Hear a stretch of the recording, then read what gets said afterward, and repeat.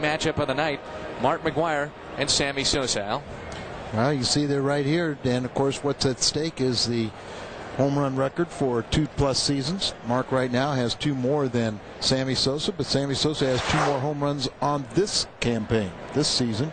Hopefully Mark can close that gap and put a little pressure on slugging Sammy Sosa right here at home.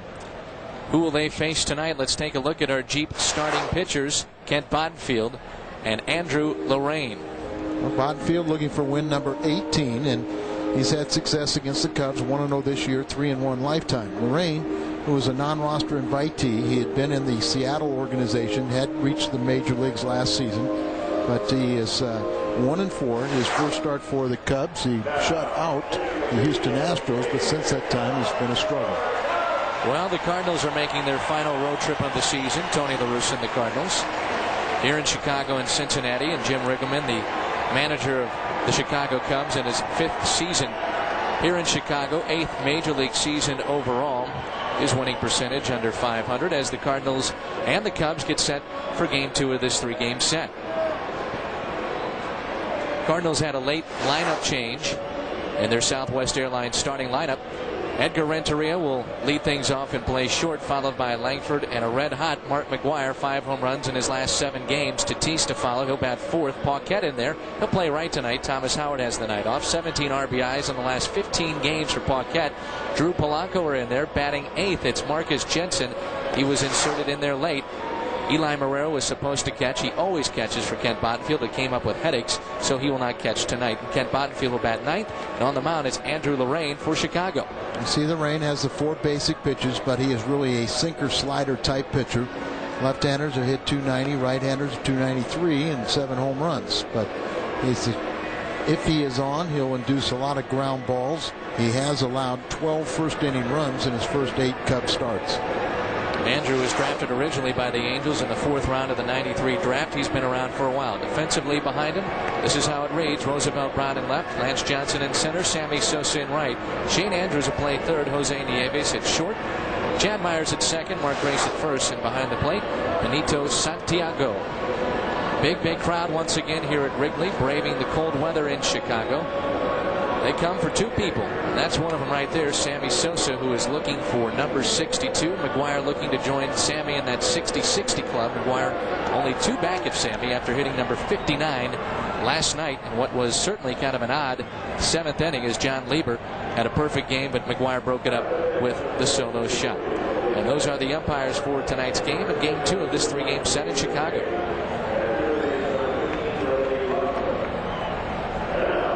Renteria to lead things off for the Cardinals here in the top of the 1st, followed by Langford and Mark McGwire.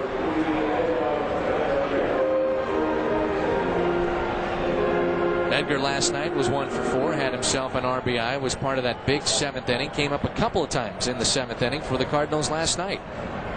And the first pitch is fouled away. We're underway at 7:07 here in Chicago.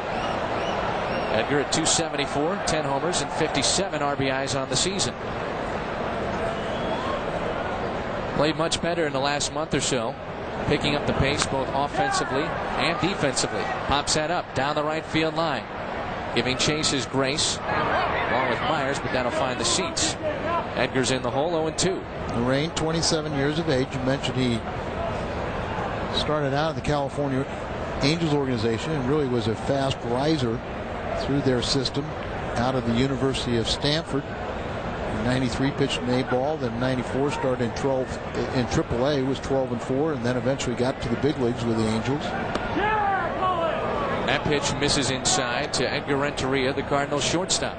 Bounced around quite a bit. Says he was no decision last time out. He's also pitched in the big leagues with the White Sox, the Oakland A's, and Seattle before granted free agency and minor league free agency and signed by the Cubs.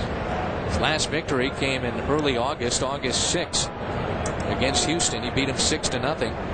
Hasn't won though in 7 starts. Yeah, that was his Cub debut. And probably had to have that sinker working pretty well. Swing and a miss, and that's the first strikeout and first out of the night. Edgar goes down.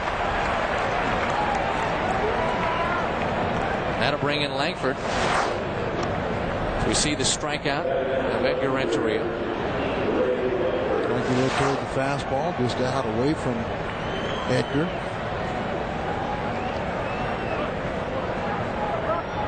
Ray hitting second tonight for Tony La Russa's club. Has had his average above 300 basically the entire season. He's had a solid year after starting on the DL. First pitch to Ray is a ball. Last night he was 2 for 4, had a run scored.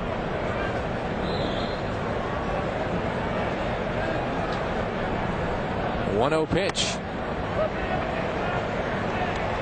2-0. Love to see Langford take first with McGuire on deck. Left-handers will see a lot more of the curveball than right-handers see sliders. That's popped down the left field line. Giving chase is Brown, but that'll find the seats and out of play.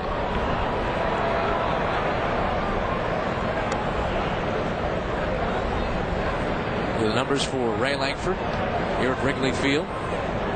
58 games played, average over 300. 2-1 the count on the Cardinals left fielder. Good pitch there, caught the corner. 2-2. Little breaking ball there. Got a pretty good slider in his curveball, more of a slurve.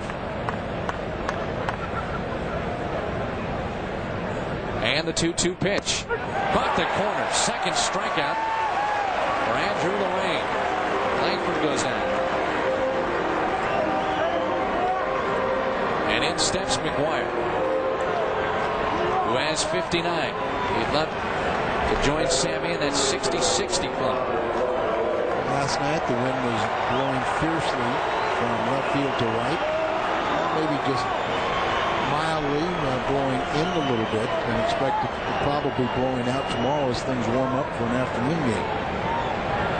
McGuire swings and fouls that back at a big cut.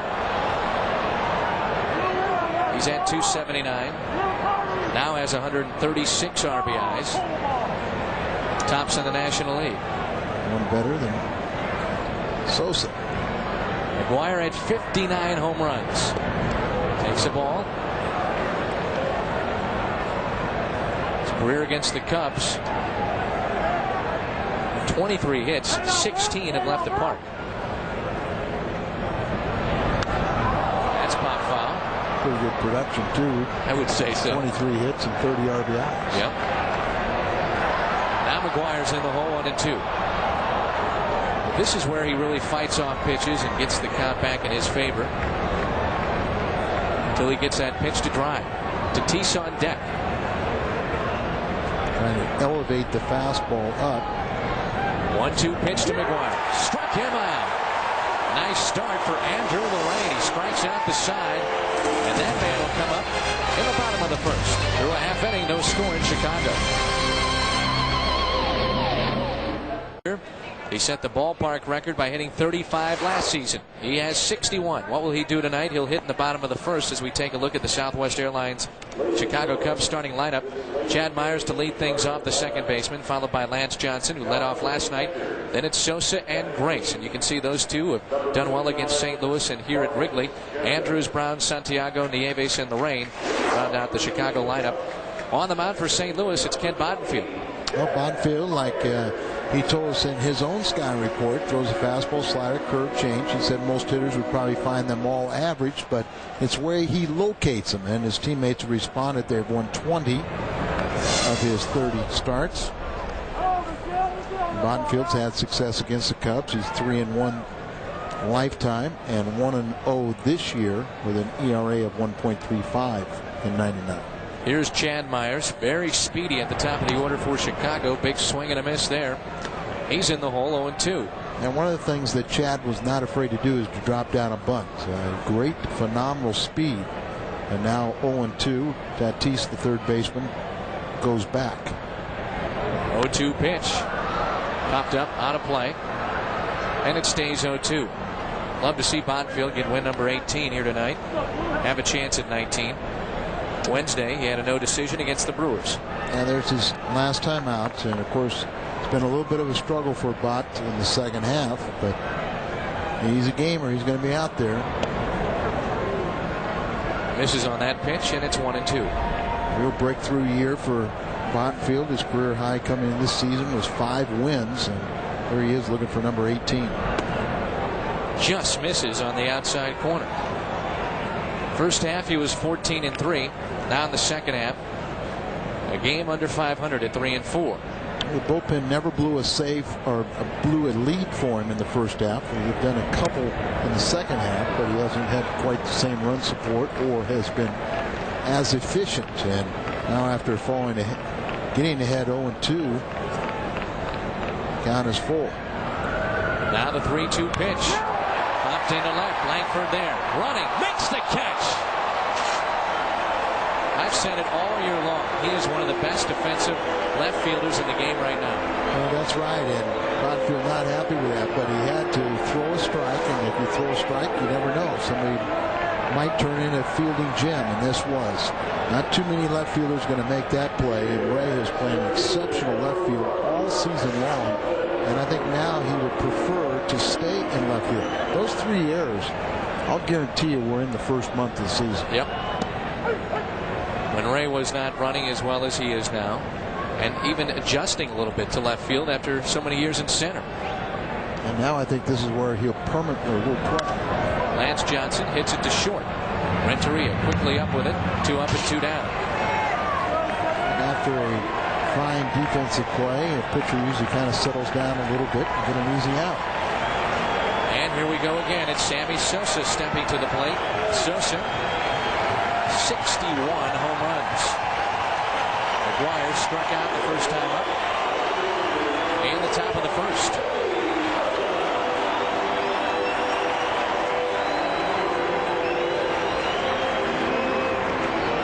This big crowd has come to see 2 people. Sammy Sosa being one of them. McGuire the other. Sammy's numbers unbelievable, along with Big Mac's. Is he just cracking a smile? Sure they are. You know what I find unbelievable?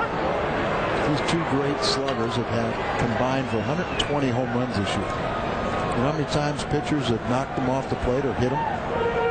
Not many. 5. Pitchers do not throw to their weaknesses. 0-1 pitch to Sammy. Just misses outside. Bonfield has hit that outside corner about 4 different times, but has not gotten the call. Well, I think a much different strike zone than last night. Randy Marsh, the crew chief, has been consistently not giving that outside pitch. And they have been balls. I mean, they're borderline. Sosa held up, and it's 2-1. Talk about home runs since opening day of 1998. Sosa and McGuire combined to hit 256 homers. It's a higher total than 3 major league teams: Tampa Bay, Florida, and Minnesota. That is unbelievable. 2-1 pitch. Swing and a miss. And it's 2-2. Crowd really quiets down when Sosa and McGuire step to the plate.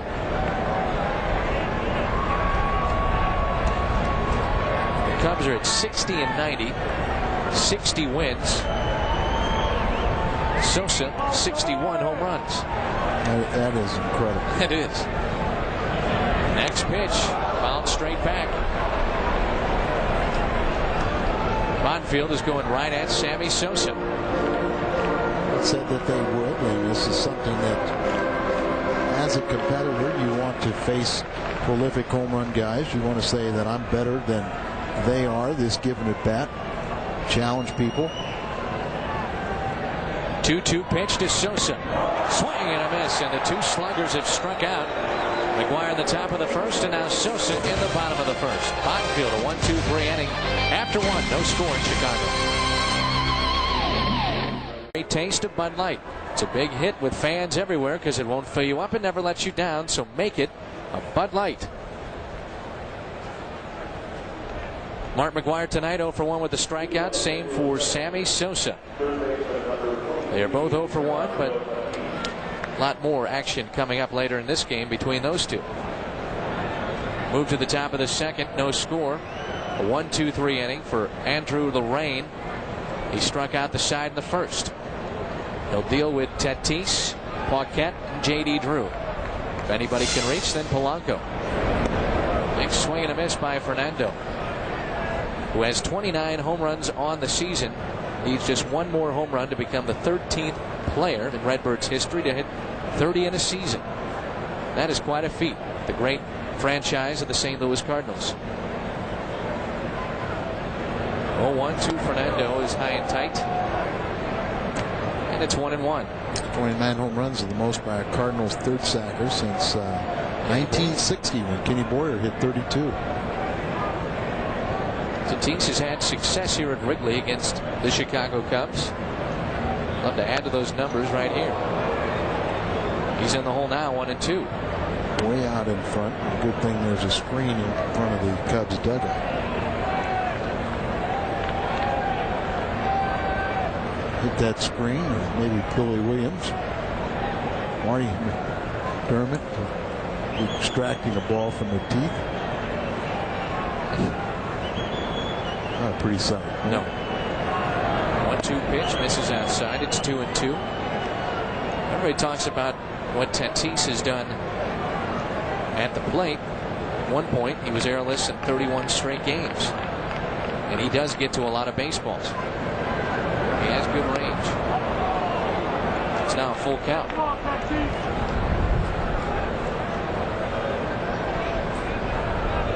A little different strike zone than last night. Both pitchers not getting the corners on outside pitches. Struck him out. 4 straight now for Lorraine. 4 men he's faced, 4 strikeouts for Andrew Lorraine. Our hitters do not like the ball inside. And Tatis he was thinking out away from him and thought the ball was in on him. And it's on the corner. Brings in Paquette playing right field tonight. The red hot Thomas Howard takes a seat. And this guy has been hot since coming over in a trade. Paquette has hits 27 his last 34 games. Hits very well on the road at 354. He did well, period. Yep. 10 home runs, 37 RBIs, 316 average overall. Plays hard. Probably his best position is third, but Tatis has that locked up, but he can play outfield. That's right. And he hit those 10 home runs in I think the first 126 at bats for the Cardinals, and everyone was marveling at that pace. And then you think about McGuire does it about 50% quicker every year. Yep. And that's a home run every 12.6, and Mark's about every 8. Paquette in the hole, 1-2. They set up inside. He fouls it away.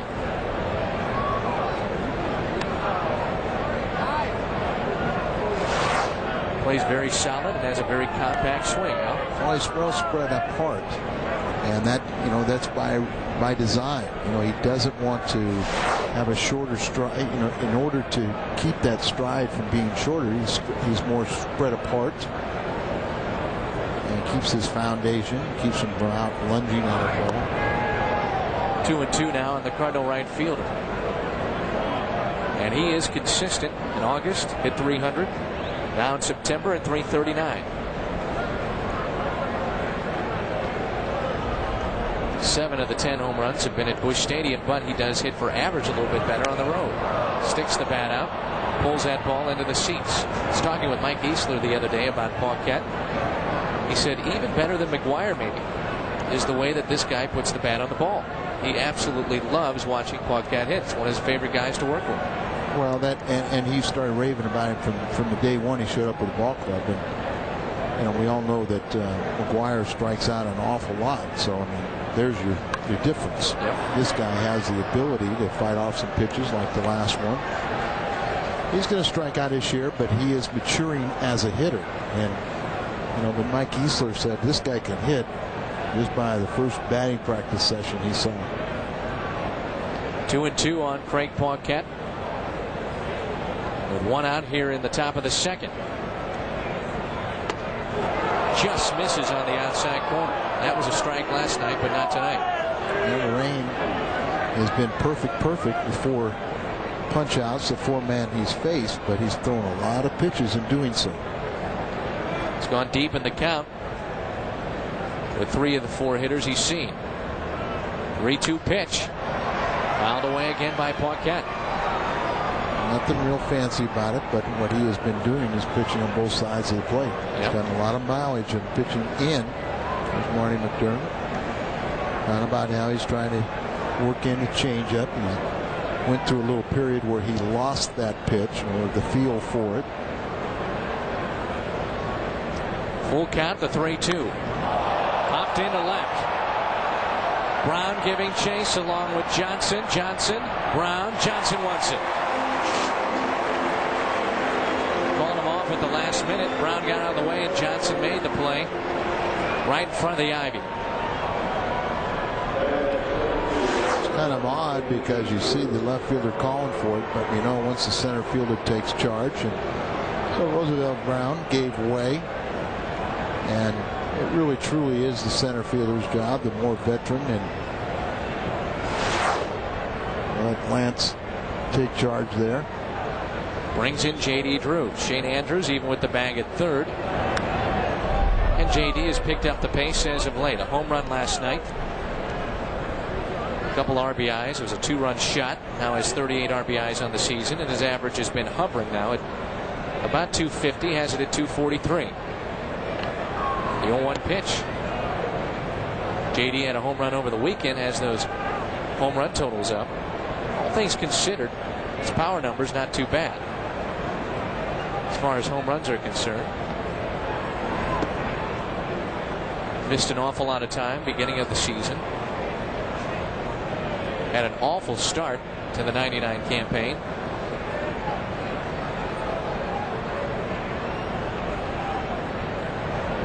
One pitch. Swung through that. 2-2.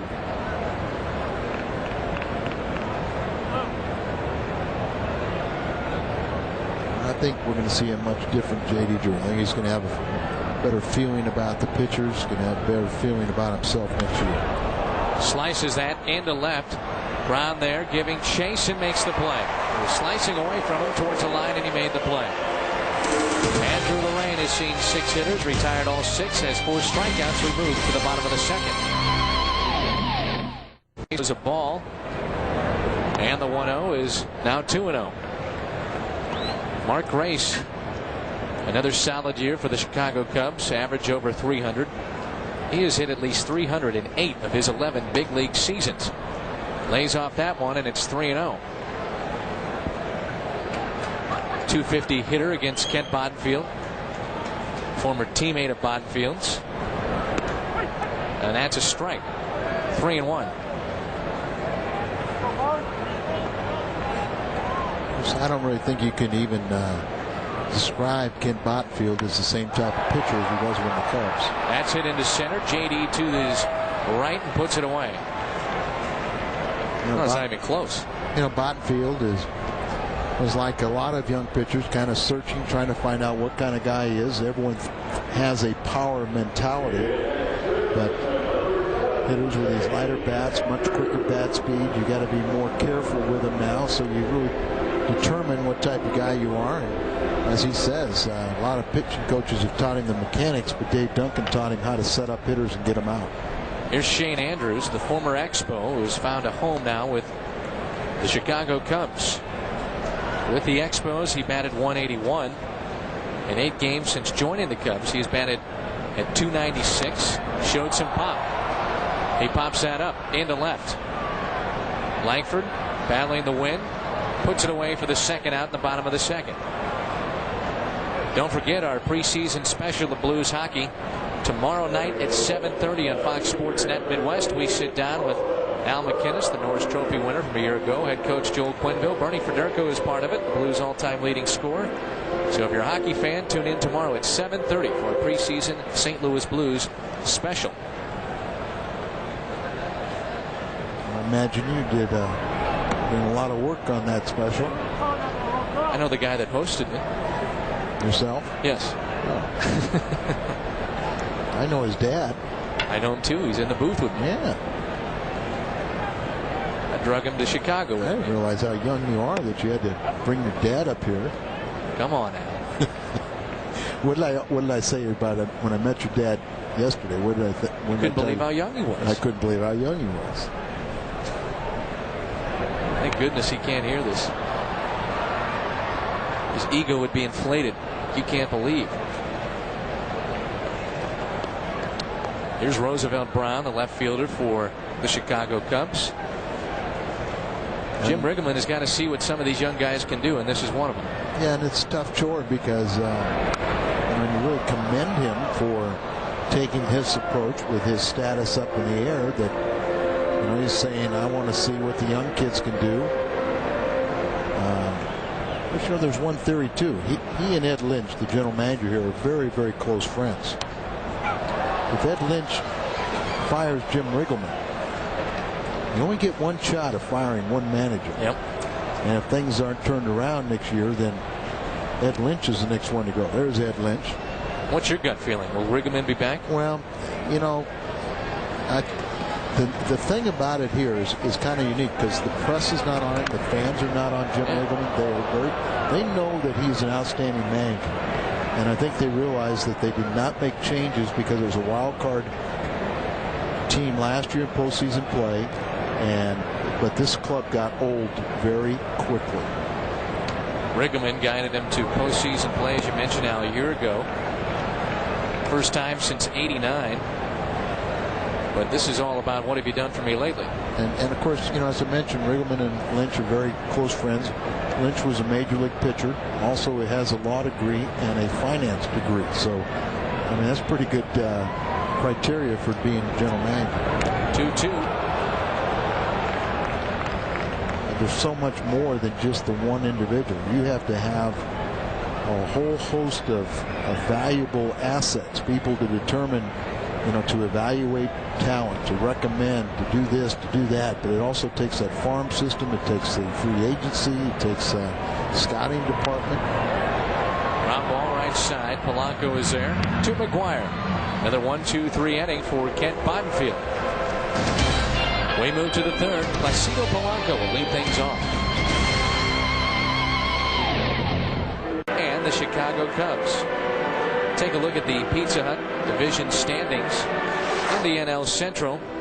Astros lead it by 2.5. They're still in a battle with the Cincinnati Reds as the final 2 weeks of the season go down. Pirates 16.5 games back. The Cardinals fourth place, 20 games back. The Brewers and Cubs bringing up the bottom. Cubs 31 games out. It has been a rough year here in Chicago. We talked about their record earlier. They are 30 games below 500 at 60-90. We have identical 30 and 45 marks, home and road. Have a chance to have the fewest wins ever in their home record. Slight chance to get 100 losses. Here's Polanco. Well hit into right. Sammy Sosa giving chase. He won't get there. That's in the corner. Polanco around second. He's being waved at third. Sammy gets it in. Polanco will have to wait at third. Well, I'll tell you one thing. There's nobody out, so you really don't want to try and make that an inside the Parker. And Polanco really is not that fleet of foot. It's his third triple of the year, and he has just continued to be impressive. Polanco is hitting left-handers at .310 before this at bat. And when he starts the ball game, 19 of his last 23 starts, he's hit .350. Now this ball gets down into the right field corner. It was a long time before Sammy Sosa got to that ball and got it back to the infield. And before that time, it's a 3-base triple and a great opportunity for Marcus Jensen to get his first RBI. Marcus Jensen filling in for Eli Marrero.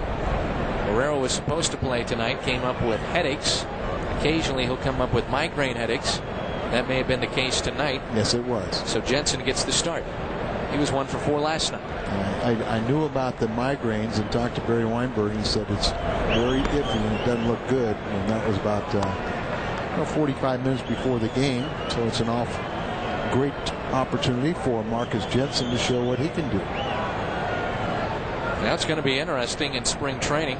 Jensen, who had a solid year at Memphis, Marrero, Castillo. You're not going to carry 3 catchers. No, you're not. And I mean, Tony La Russa speaks very highly of Marrero and the ball player that he will become. Is it just Jerry DiPoto, another former major, or a current major leaguer, but someone that suffered from the thyroid cancer surgery, told me it'd be a good 2 years before Marrero really physically feels good. So, I mean, you run the risk of saying, okay, next year is going to be Marrero's year, or do you find out what some other club would offer for him? Jensen was swinging away at 3-0. Polanco at third, and here comes a 3-1. That's a strike. It's a full count. If you're going to swing at that 3-0, you better make sure you can do something with it. And it's also a little more of the responsibility when you're an 8th place hitter. But you've got to use some good judgment when you're hitting in that spot. Bottenfield on deck, so this is a big out if Lorraine can get it. Struck him out. 5th strikeout on the night, and that's a big one as Jensen goes down. That brings in Bottenfield. Nobody out, a man at third. You got to get this run in. Well, once again, Lorraine is fooling these hitters with a pitch on the inside part of the plate, giving up on it, thinking it's a ball or jumping away from it. Randy Marsh is ringing it up. He's been consistent with that inside strike. He's also been consistent on the outside strike, but he's making sure a pitcher throws it in the strike zone. Infield is drawn in for Bottenfield. Polanco had that leadoff triple, stands at third now with 1 out. Leadoff man Renteria on deck. Bottenfield usually puts it in play.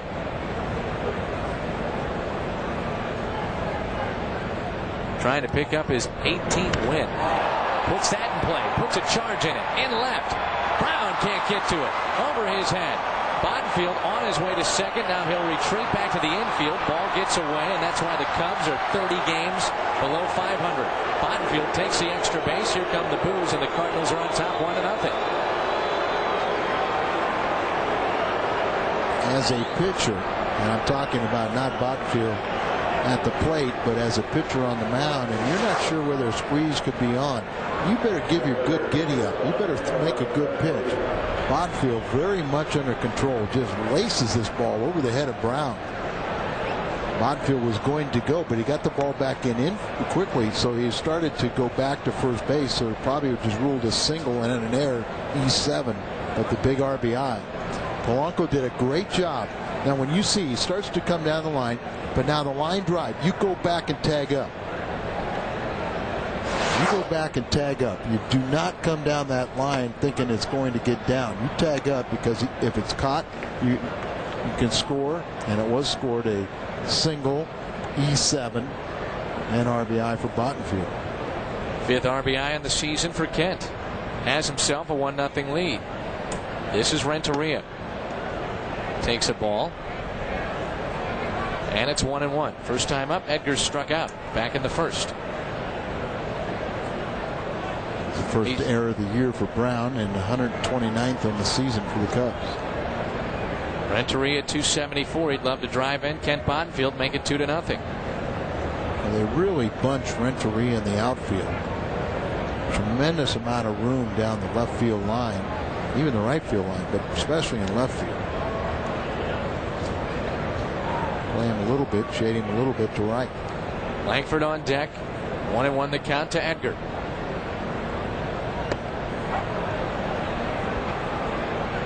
Held up on that pitch, and it's 2-1. Renteria has hit safely in 22 of his last 25. With runners in scoring position, he's been up and down. 295 average, and of course he already has established a career high with 57 RBIs and career high in home runs at 10. 2-1 pitch. He was on it, fouled it back. 2-2. Edgar was 1 for 4 last night. Had the RBI. Part of that big inning, the 7th. against John Lieber. 6 2/3. Perfect baseball, and then the wheels came off.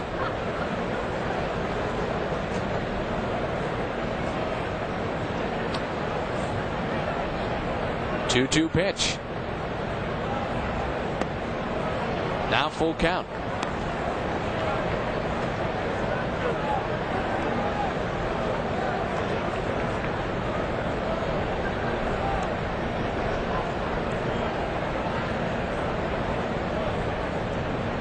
Three and two on the Cardinals shortstop with one out here in the third. Bonfield at second. 3-2 pitch. Ooh, just missed. Tell you what, Al, that's been a strike all night. But it's the first walk issued by Andrew Lorraine. Very, very close pitch. And a little better acting and selling job by Renteria. He acted like it was 4 feet outside. And it was about a quarter of an inch. If that. If that. Lorraine and Santiago want to talk things over. A tough year for Jim Riggleman. They were talking before the game, Jimmy and some of his coaches, talking about every day they see something new. And it hasn't been on the good side. He said that 7th inning last night was like Pearl Harbor. Good description. Yep. Good play by Santiago. I think I know what side he was on. Here is Ray Langford, who struck out. And Lorraine struck out the side back in the first. Ray was victim number 2 on deck. Victim number 3, Mark McGuire. It's first and second. Only one out. Langford. Andrews on to second to first, and they got him. Andrews, Chan Myers to Mark Grace, and they get the double play, and McGuire will lead things off at the top of the fourth. We move to the bottom of the third. Cardinals on top 1-0. On top 1-0. They picked up a run in the top of the third. Take a look at our Casino Queen, National League leaders: Mike Hampton, Jose Lima of the Houston Astros at 20 games, Maddox with 18, Millwood with 18, both from Atlanta, and Ken Boddenfield looking to join them, looking for win number 18 tonight. Kevin Brown and Russ Ortiz also have 17 respectively for the Dodgers and the San Francisco Giants. Well, Bonfield's done his job so far. He's retired all 6 men he's faced, and he's driven in the only run of this ball game. Big game between New York and Atlanta, and they are tied 1-1. Bottom of the fourth, Chipper Jones with home run number 42 on the season, and that is my pick as MVP in the National League. He has had some kind of year.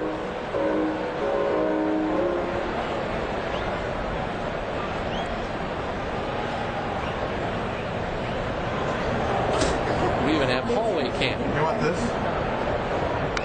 Here at Wrigley. It's a big telecast, it debuted the last time we were here, and I'm sure it's never hit the air since then. Such an exciting shot. Is that sugar coming in? Sugar packet. Right, I'm on a diet. Santiago skies this into center field. J.D. Drew is there, and the first man is retired here in the bottom of the third. That'll bring in Jose Nieves, and the pitcher Andrew Lorraine is on deck. A night like this, it's not as cold as last night, but the pitcher stays very warm. But on a cool evening, you don't get as tired. So hopefully this will invigorate Boddenfield and have a long stay out on the mound. And of course, Boddenfield has a tendency to labor, but the bullpen this year and Boddenfield's starts has just been outstanding.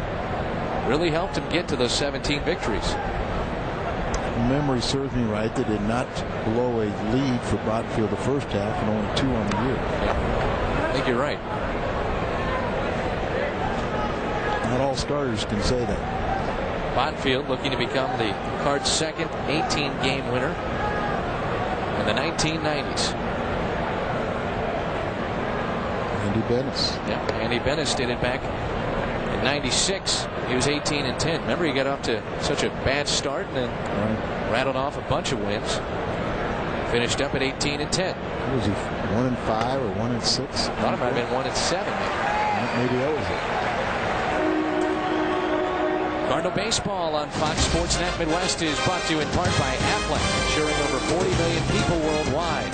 By Dobbs Tire and Auto, with over 30 St. Louis metro area locations, depend on Dobbs. And by Southwestern Bell, friendly, neighborhood, global. The Cardinals have to retool their pitching staff for next season, and a lot of the rumors circulate around Andy Bennis. He can get out of his contract in Arizona. Here's the pitcher. Lays down a nice bunt in front. Jensen thought about going to second. Instead to Polanco at first. And there's 2 outs, and the runner advances.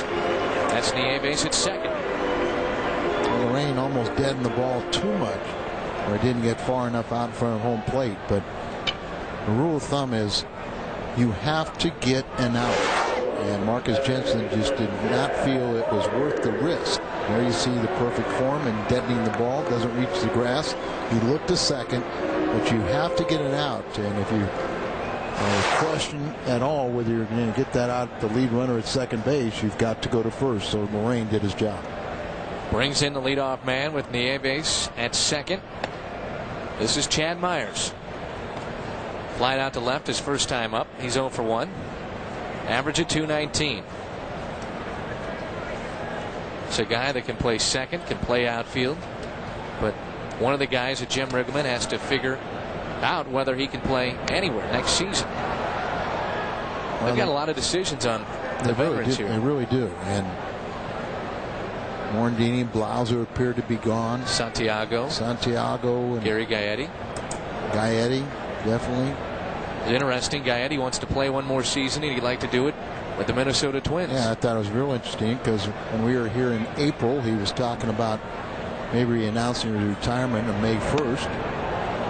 He has struggled all season long. He only is batting .201. He's made 3 mound appearances. He does have a pair of grand slams, talking about Gaetti. And of course, yesterday was his 20th. What was it? What anniversary was it?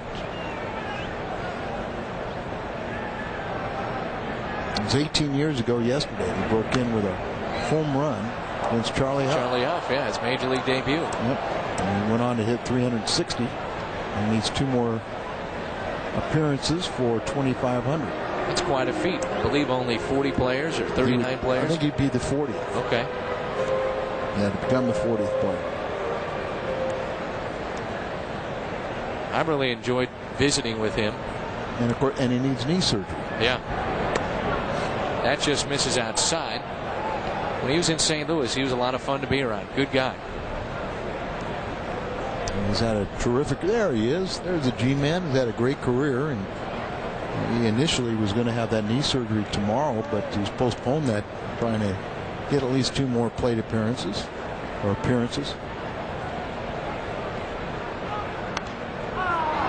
That's popped up on the infield. Who wants it? Renteria takes charge, makes the play. And that is the 3rd out in the bottom of the 3rd. We move to the 4th. Don't go anywhere after the break. Mark McGwire leads things off. Crowd at Wrigley. Fans are ready to turn the numbers in their top right-hand corner. Mark McGwire coming to bat, bottom left, and Sammy Sosa will be watching in right. Andrew Lorraine had success against McGwire his first time up back in the 1st. When he struck out the side, McGwire was one of his victims. McGwire 1 away from 60. Dan McLaughlin, Al Rabowski, we're glad you're with us on Fox Sports Net and Cardinal Baseball. First pitch to McGwire. And there for strike. Danny, the other day I picked up a little piece of paper, a little column in the paper, and talked about if McGwire had the same amount of bats as Hank Aaron in his career, he'd have over 1,100 home runs. Wow. I don't know how many times Mac has walked throughout his career. He's amongst the major league leaders with 120 walks this year, and he averages a home run every 8.3, and it's been better than that since the All-Star break. There's one of the few times you see McGuire have to get away from a pitch.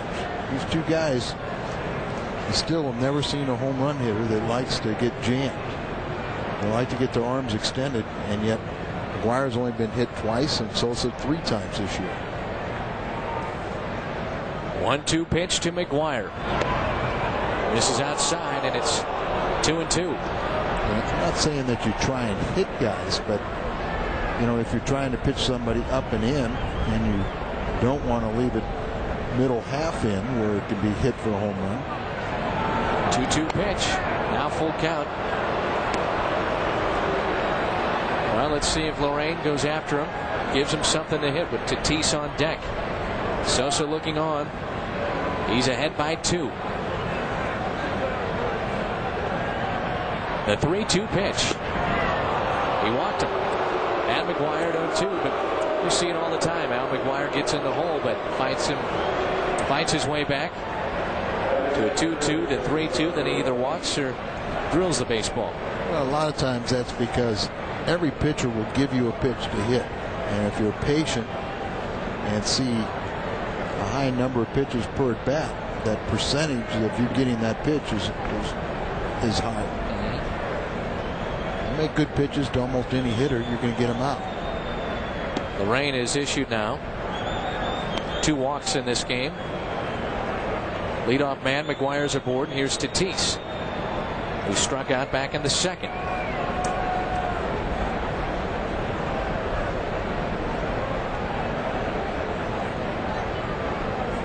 1-0 pitch.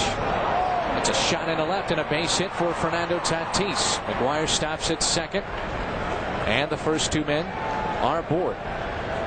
Let's take a look at tonight's Aflac trivia question. What Hall of Famer holds the single season batting record for the Cards, Cubs, and the Braves? Answer in the bottom half of this inning.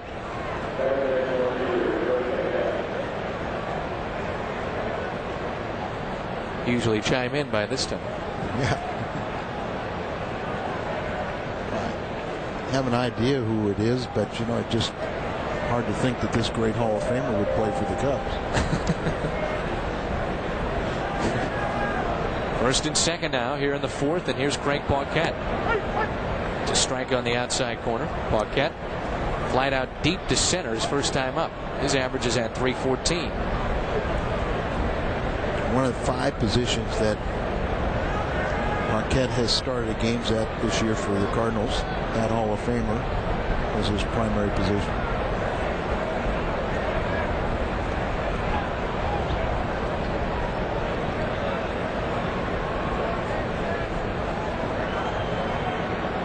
First and second. McGuire at second. He was issued a walk. Moved up on the base hit by Tatis, and that's a good off-speed delivery as Paquette was fooled. He's in the hole 0-2. That's a change up there that Lorraine had fooled him. This is a slow break, backdooring it. On deck, it's J.D. Drew. The 0-2 pitch is coming. It's outside. Well, Sammy Sosa with 61 home runs this season. The man at second, 59. Only 2 behind as those 2 go neck and neck down the stretch of the '99 campaign. 1-2 pitch. Fouled away by Paquette. Sammy Sosa will hit in the bottom of the 4th. He's due up second. Took Mark McGuire and Sammy Sosa 37 years to equal and pass Roger Maris. Took Sammy 1 year to tie the 61 of Roger Maris. Only player to date to have back-to-back 60 home run seasons in Major League history. McGuire should join that. Just misses inside. Evens a count. 2-2. You know, Jim Riggleman wanted that call to get that first out. Paquette in his first at bat, it's starting to be very similar, where he fought off some pitches where he was in the hole and eventually worked it full. First and second, nobody out. The 2-2 pitch. Struck him out. That's the identical pitch almost. It wasn't identical. It was more inside than the last pitch. But that sometimes, as a pitcher, if you cement that thought process in an umpire saying, well, I'm going to keep on going in there. And that's been a big part of his success tonight in the strikeout department, is the inside fastball. And he didn't give it to me one. You might have caught me by surprise. You come right back in there. That's a strike. Here's the pitch before. Not much difference at all, but I mean, if you can come right back there and hit the same spot, sometimes an umpire will say, okay, one of them is the strike. I gave you one to the hitter, give one to the pitcher. J.D. Drew, first time up, flew out to left. He's jammed on that pitch. The A base is there. That's the second out. The fly rule was called on that little humpback pop up. That brings in Placido Polanco, who tripled his first time up. I think Tony La Russa has an interesting decision with Polanco as well.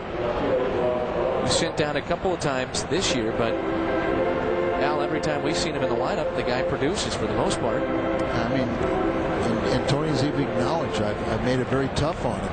He's been here 3 different times, but he keeps on producing. 10 average against left-handed batters or left-handed pitchers. You realize he has a 306 average with runners in scoring position. He's hit safely in 20 of his last 24 starts, hitting over 350 during that time. And 34 of 43 games started this year, he's hit better than 300. Rain is now thrown 69 pitches. He does have 6 strikeouts. He'd like to get out of the 4th here. Santiago thought about throwing to first. Earlier in his career, he would have done it. It looked like it might have even been a planned play because Grace had snuck in behind Tatis and was at the bag.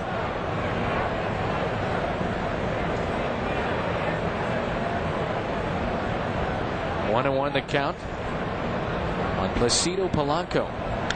Breaking ball, waited on it, and they get the force at second. That man, Sammy Sosa, looks to add to his 61 home runs. He's looking for 62. He's coming up next. Well, let's answer that Affleck trivia question. What Hall of Famer holds the single season batting record for the Cards, the Cubs, and the Atlanta Braves? Rogers Hornsby. 324, 387, and 380. Not too bad. Playing with the minor league Cubs. I thought you might get Ron Santo on our pregame show and ask him about these Cubs. But the guys, they were producing in the truck. They didn't need us down on the field today. Lance Johnson to lead things off in the bottom of the 4th. Cardinals on top 1-0. Johnson, then Sammy Sosa and Mark Grace. Last night, Lance was a leadoff man. He went over 3. He did walk. First time up tonight. Grounded out. Slaps this one to the left side, giving chase Renteria. Also Langford. Renteria can't come up with it. A tough play for a shortstop, a long run, and then virtually no wind right now. Earlier that ball would have sliced away towards the concrete bricks, but not for lack of hustle. They've even overran it a little bit. Should have come up with that ball? Well, you can't, you can't really say a guy come up there. He got over to it, just didn't quite have the right angle to receive it. 2-2 now on Lance Johnson. He's batting .253. Outfield shades him a bit to the left side. And the 2-2 pitch. Now full count. On deck, it's Sosa.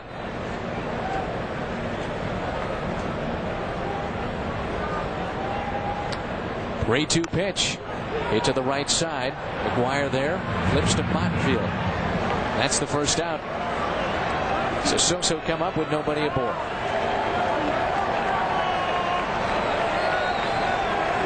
Everybody moves to the edge of their seat. There'll be a big ovation for Sammy. Then it'll quiet down.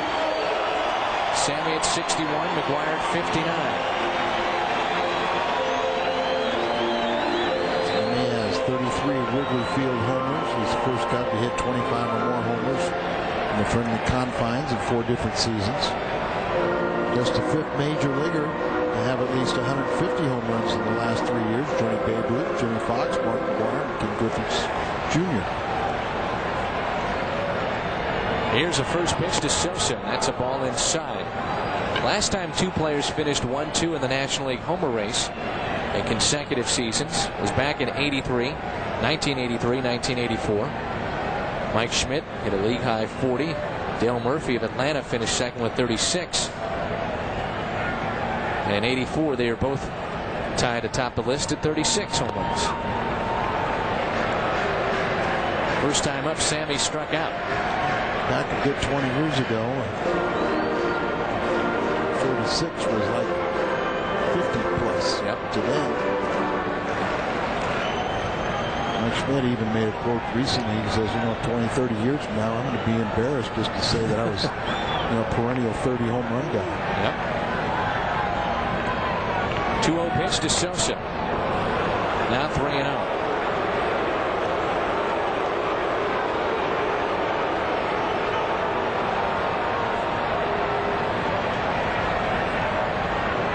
Sammy and his agent want to renegotiate. I don't understand that. The contract that he has. A couple years ago, signed that $40 million deal. Big swing and a miss on 3-0.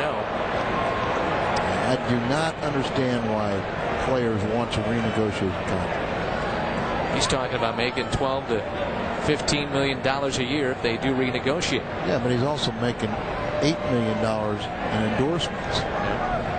To go along with his 10 plus. And he has a contract for 10 next year, 11 the following year, I think, and then a mutual option for 12. Play out your contract. 3-1 pitch. Popped up. Mile high for Marcus Jensen. That's a tough play, and he makes it. Good play by Marcus Jensen. For the second out, Sosa pops out. He's 0 for 2. And Sammy being a little greedy there, swung at ball 4. And a fine play by Marcus Jensen. The wind must be swirling there a little bit, and he hangs with it right at the base of the backstop, concrete wall. And there's a little trough there, so it makes the footing a little more treacherous. Well, Bonfield came back. It was 3-0. Sosa swung away. Make it 3-1, and he fought back to get him to pop out. Sammy is 0 for 2. Brings in Mark Grace. And it's 2-0 on the Cub first baseman.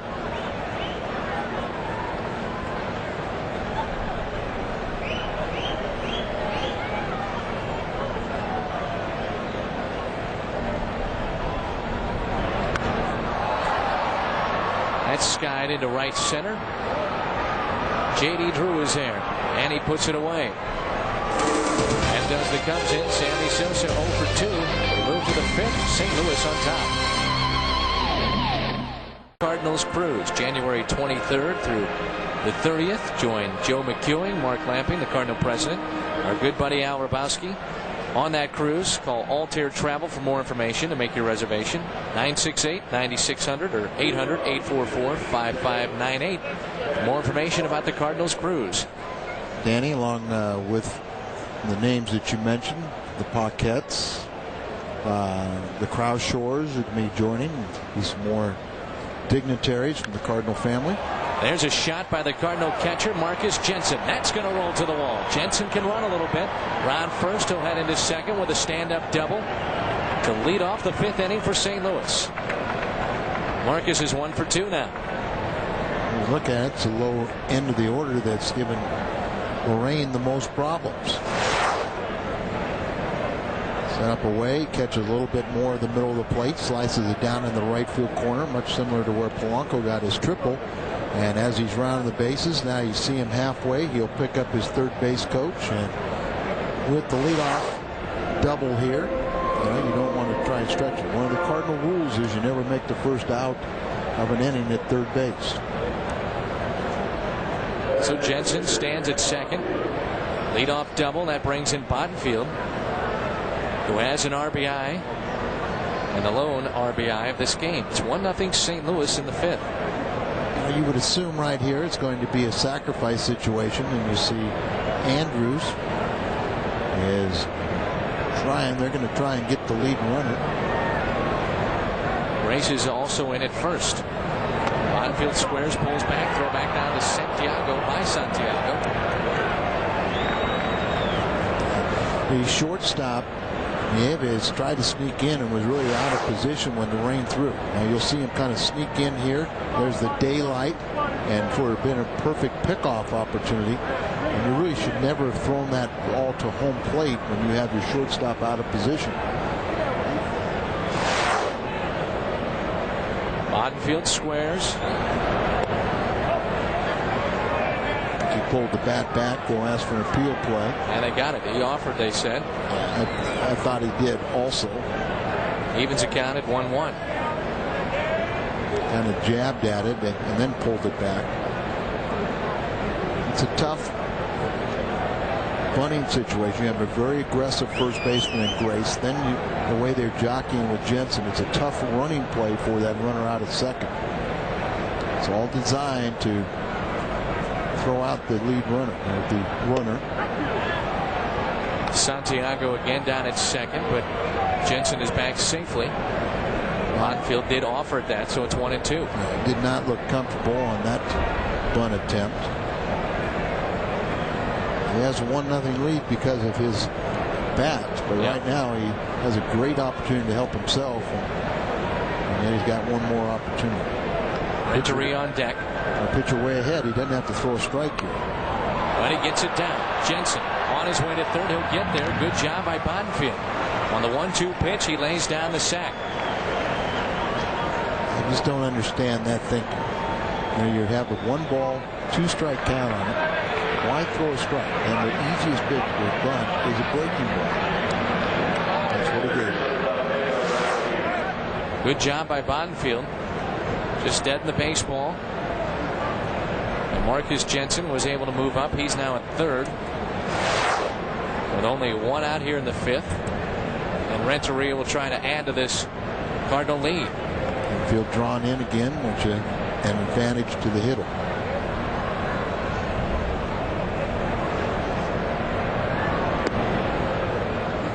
Renteria tonight struck out, walked in the third. He's 0 for 1. Runners in scoring position.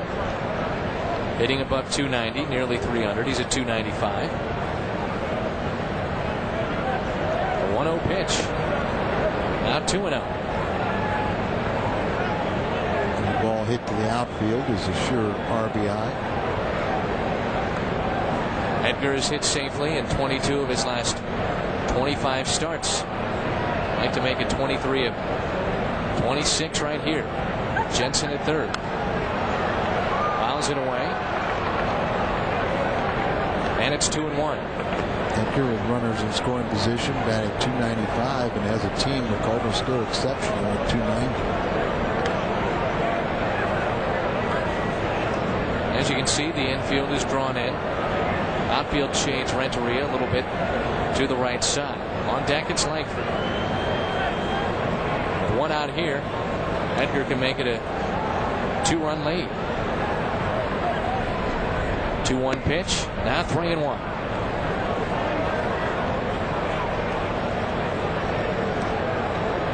Langford on deck. After Langford, it's McGuire.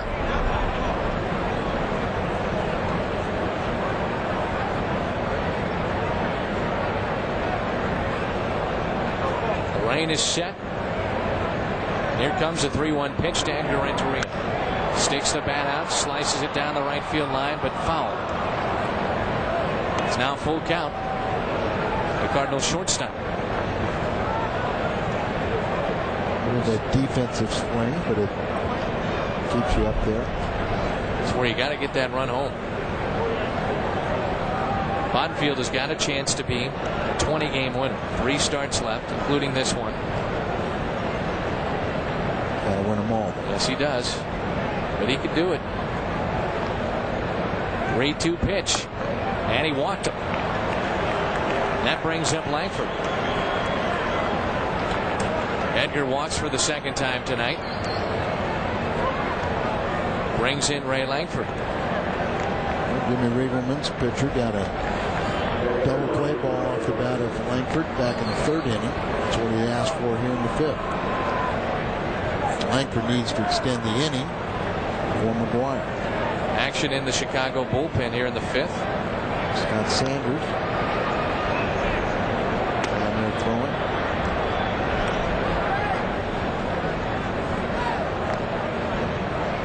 So it's 1st and 3rd for Langford. That caught the corner. Ray last time up grounded into a 5-4-3 double play. He's 0 for 2. He also struck out. Last night he had a big night, going 2 for 4. Jensen stands at 3rd. Renteria at 1st. On deck it's McGuire. That caught the corner. Ray didn't like the call. It's 0-2.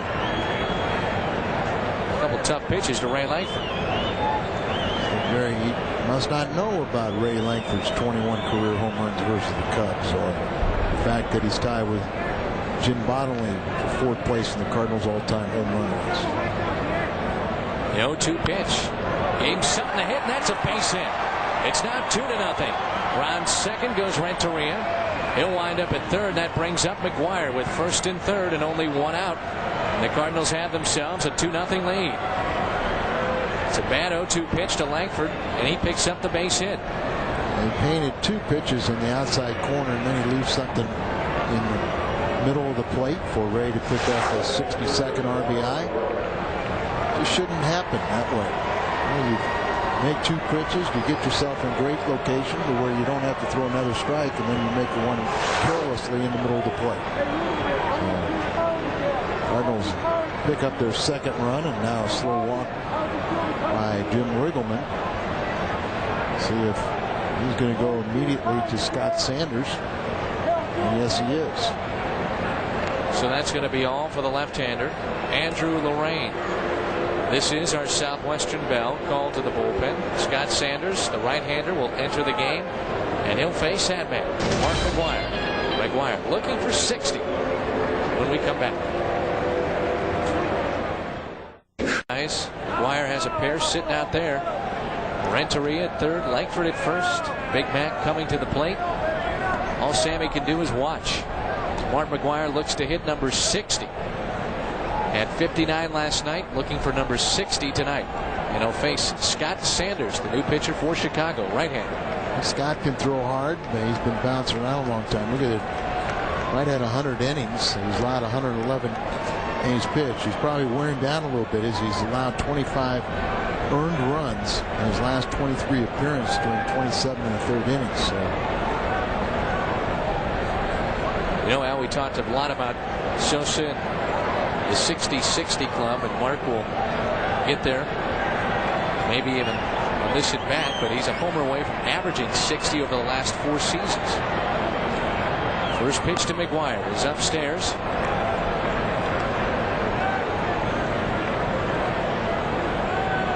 Big Mac tonight has struck out and he walked. He is the Cardinals' leading hitter. About his 1 home run away from averaging 40 home runs for the decade. Big swing and a miss. About to say he's the Cardinals' leading hitter. Runners in scoring position.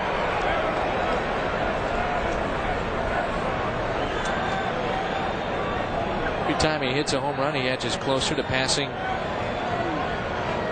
some of baseball's all-time greats. The 1-1 pitch to McGuire. Big swing and a miss. 1-2. 2 of the game's biggest stars, McGuire and Sosa.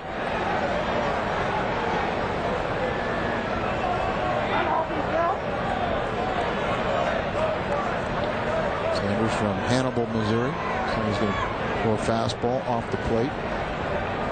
Runner goes. Ooh. And misses upstairs, and Langford has himself a stolen base. Number 14 for Ray on the season. That didn't miss by much to McGuire. It was up a little bit, but over the middle of the plate, and that's something that pitchers just don't locate their fastballs or any of their pitches on a consistent basis. 2 balls and 2 strikes on Mark McGuire. Tatis on deck. McGuire sitting on 59. Now Sanders is a pitch away from loading the bases. Well, you would figure Sammy watches. McGuire's going to get something to hit here. Well, they've been facing and challenging Sosa, so the Cubs have to do the same to McGuire.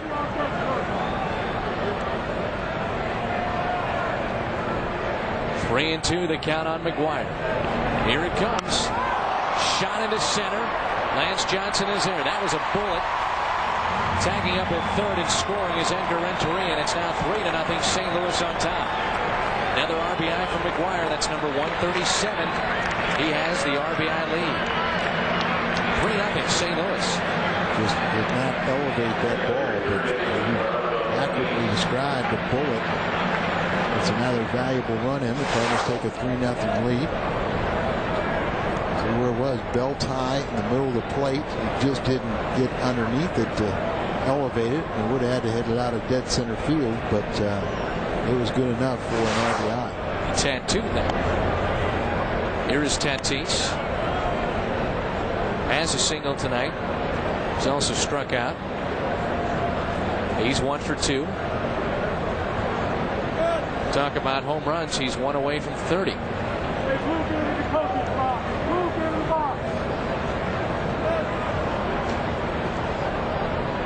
Tatis calls time, doesn't get it, and that's a strike. This is that last shot off the bat of McGuire. Saw Scott Sanders duck. Sometimes I've always said that the home runs are one thing from McGuire, but you really can't appreciate what he can do as a hitter until you see those line drives at ground level. 1-1 pitch. Pop foul. That'll find the seats, and it's 1-2 on Tatis. Fernando last night was 1 for 3, had a run scored. What a year this guy is having with Langford at second. Tatis 1 away from 30 home runs, 4 away from 100 RBIs. Looks like he might have hurt himself on that last swing a little bit, Al. Well, sometimes you swing a little bit, but he was a kid that's a game. He only gets upset when he's not in the lineup. And the 1-2 pitch. Held up on that breaking ball. Tatis missed a few games last week with that hip flexor. 2-2 now on the Cardinal third baseman, Fernando Tatis. Cooler night. They don't get quite as loose or stay loose. It's supposed to be a nice afternoon tomorrow here at Wrigley Field in Chicago. I'm sure the players will welcome that.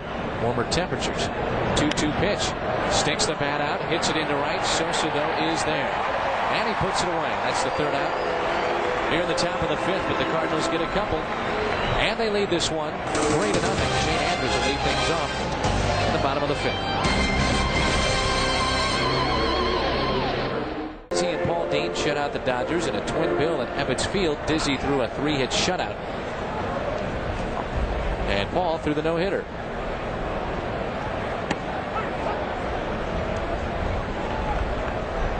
Bonfield back to work here in the bottom of the 5th.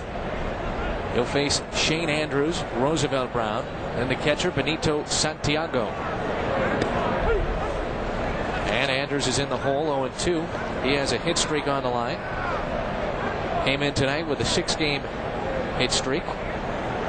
Batting .320 in those 6 games. The 0-2 pitch misses outside. He's played 8 games for the Cubs, and he's hit .296 with 4 home runs, 8 RBIs. At the 4th one last night in the ninth inning to spoil the shutout for Ricky Vitalico. I've always thought this guy could play, but when we were in Montreal about a month ago, he was just lost. He's always been very prone to striking out. He's got a lot of power, but he's got a lot of holes in his swing. The pitcher has to make mistakes to have him hit it out. But obviously the change of scenery has been very good for him. Yep. Stays 2-2 on Shane Andrews. Talked about the power that he has, hitting under 200, but does have 15 home runs. Every athlete wants to be appreciated by their home fans. He was not. He was booed mercifully. There's a shot into left center. JD will watch that one sail away. Home run, Shane Andrews, number 16 on the season, and it's 3-1 St. Louis. Almost a reverse of last night. John Lieber had a perfect game going. It's not a perfect game for Bottenfield, but the no-hitter and shutout have been broken by a home run. This time off the bat of Andrews. Last night it was off the bat of McGuire. That's his 5th home run, 9th RBI in just 9 games with the Cubs. Right over the middle of the plate. And bell tie. Arms extended. He has the power to hit it out. The surface of Shane Andrews has been remarkable. That's right in his wheelhouse, and that's one of those mistakes I was talking about. Here is Roosevelt Brown. Shane Andrews gets the glad hand in the Chicago dugout. 16 home runs now in the season for Andrews, and it cuts the Cardinal lead to 3-1.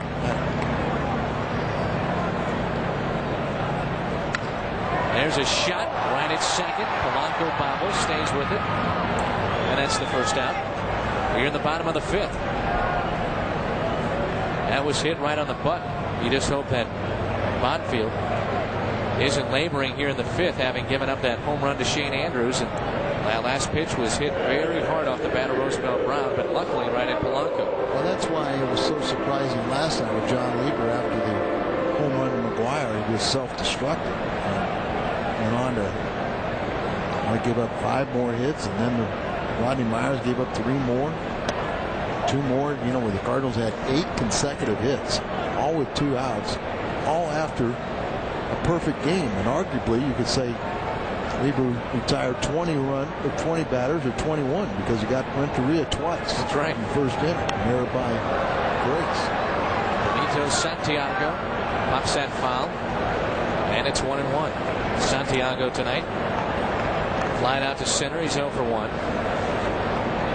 More than likely, as Al mentioned, Benito will not be back in a Chicago uniform next season. A lot of guys they got to make decisions on, and this is one of them. They picked up Jeff Reed when he was released from Colorado, left-handed hitting catcher. Tatis has it. That's the second out. And a young catcher named Molina. They like Molina. They like what Reed has done too. Yeah, and a lot more inexpensive. Santiago has been a disappointment. Nieves has been a nice surprise offensively for the Cubs, but they've got to cut down on his errors. And Alomar is here to work with. Alomar Sr. Work with Chad Myers and also Nieves. Last pitch was the 70th thrown by Ken Bottenfield tonight. There is a strike. Now he has Nieves 0-2.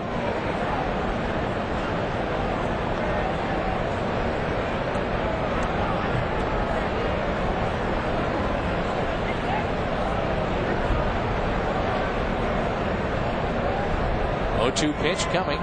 Ken Bottenfield hit to the right side. McGuire has it on the backhand. It's 1-2-3 inning after the home run by Shane Andrews. After 5, St. Louis leads this one by the score of 3-1.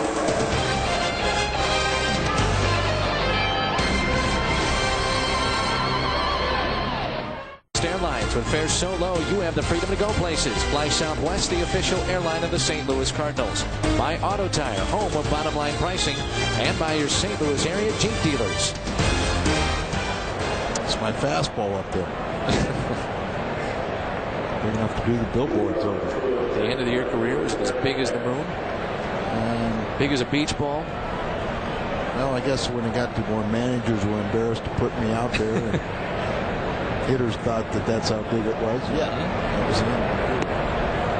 Greg Paquette to lead things off here in the 6th. Paquette, J.D. Drew, and Placido Polanco. Paquette is flied out, struck out. He's over 2. He has hit safely in 27 of 34 games since joining the St. Louis Cardinals. Big swing and a miss there. Now a big happy birthday to Allison Brooks. She's watching the game on Fox Sports Net Midwest. She's a huge Cardinal fan. She'll turn 6 years old this weekend. So happy birthday to Allison Brooks. Great. She is a big Cardinal fan. Should be. Popped into right. Sammy Sosa is there. And he puts it away.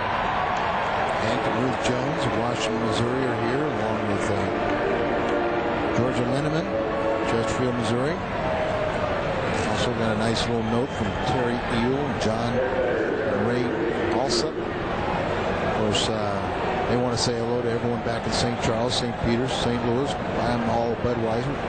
But they really want to spend a special message to John's beautiful wife, Lori, and 8-week-old daughter, Amanda, and Ray's beautiful wife, Angie. Well, I guess Terry doesn't have a beautiful wife, or not married. Popped up by J.D. Drew on the infield. Shane Andrews calls for it, has it. That was a major league pop-up off the bat of J.D. Drew. Ray Langford and Alan Venice. They're just relaxing through this one with Lance Painter.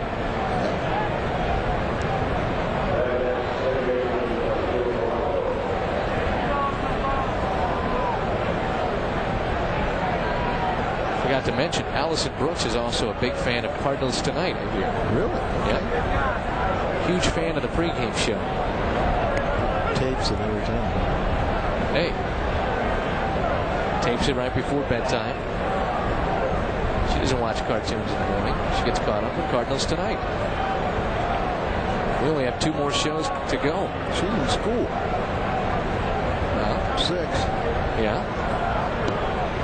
Maybe she gets out in time to see the replay. That's right.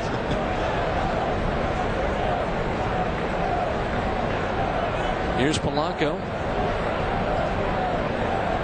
He tripled back in the 3rd and scored the first Cardinal run. It's 3-1 St. Louis in the 6th. Placido 1 for 2 tonight.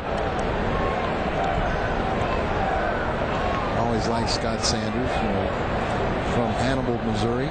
First came to the big leagues with San Diego. That's a strike on the inside corner. Evens a count at 2-2. Bounced around from San Diego to Seattle, Detroit, back to San Diego, and now with the Cubbies.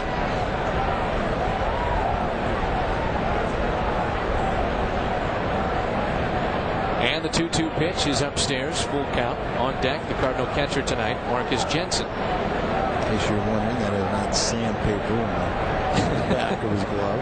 Tom Mee, our fine director, said in our ears, look at that big blotch of sandpaper in his glove.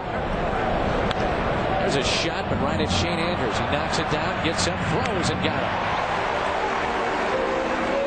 Andrews stuck with that. That retires Placido Polanco. Cardinals are done in the top of the 6th. In the bottom of the 6th, it'll be the pitcher's spot to lead things off. Prior to the game, in the shadow of Stan Musial's statue, you can enjoy live music and the chance to win free Cardinal tickets and official merchandise. The final one is Friday, October 1st, outside of Busch between 5 and 7. It's the Busch Bash. Don't miss it. Bottom of the 6th, Manny Alexander will lead things off. As a pinch hitter, he is 21 for 62 over the last couple of seasons.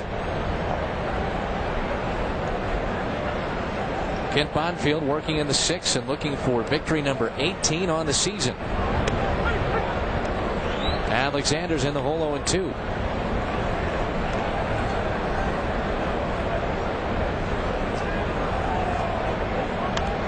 Good pitch there by Bonfield. Hit his spot. Alexander stays alive. Fouled it away. Stays 0-2. Well, numbers for Manning, but he's been really a specialty in the pinch hitting department. 339 over the past 2 seasons. That just misses. Bonfield in our pregame show. So we see the numbers. A year ago 4-6. This year 17-7. And Al, you talked about it earlier, is the fact that Bonfield had to learn not to be a power pitcher. He had thought that that's what he had to do to get to the major leagues. He was in the minors toiling around. He really credits a stint in the Detroit farm system at Toledo that really turned around his career.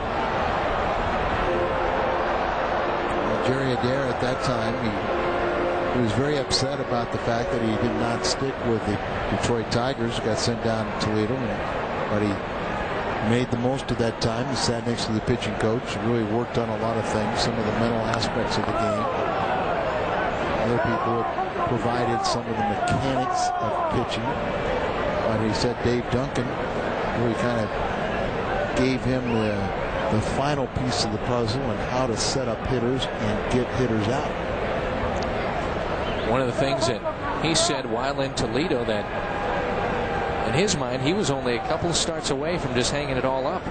He was really that close to quitting on the game of baseball, and here you see him as an all-star in 1999. Alexander goes down. Another strikeout for Bonfield, and Alexander goes down to lead off the bottom of the 6th. Don't forget about Baseball Thursday. Blue Jays and the Red Sox heading down the final stretch of 1999 this Thursday at 6. You can see Nomar Garciaparra and the rest of the gang. Baseball Thursday at 6. Brings in the leadoff man, Chad Myers. Bonfield with 2 strikeouts on the night. Something about being released 4 times kind of makes you think twice about hanging them up. That is sort of a modern trend today, as pitchers get to the major leagues at such an early age and without the physical skills, or even maybe the mental aptitude to how to be successful. That you just have to persevere, and sometimes it's that 3rd or 4th organization before you put everything together. As Myers, a leadoff man at 0-2. One of the things about Bonfield, you go into the Cardinal clubhouse, 9 times out of 10 you're going to see him staring at a TV, watching film the next team he's going to face. This guy works tirelessly as far as preparation is concerned. One of the best in the league. 1-2 pitch. Just miss outside. Evens a count at 2-2. I'm sure as he continues to find the success and gets more and more familiar with each hitters and feels comfortable, he's become a great student. And he won't maybe spend quite as much time there, and maybe he can get himself in a little better physical condition. Struck him out. 2nd strikeout of the inning for Bonfield, 3rd of the game. They're having some fun at Wrigley. Some folks aren't having too much fun. I think a little brawl here in Chicago.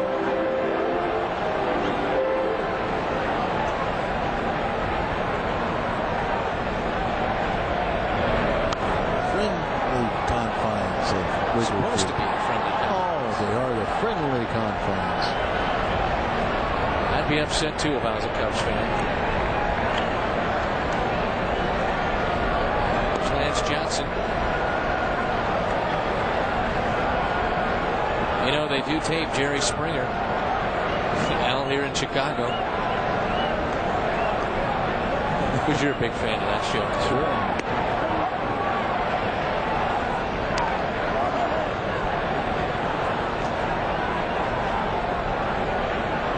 One of the saddest commentaries on today's society. Jerry Springer show. Oh, come on, Al. Broaden your mind a little bit. I watch it. I know you do. You're probably glued to it. What would you name this Springer show? The same as all. Lance Johnson draws the 2-out walk here in the 6th. And you know what that means. Brings up Sammy. One swing of the bat, this game could be tied. You know, Bonfield did not want to bring Sammy Sosa up with a man aboard.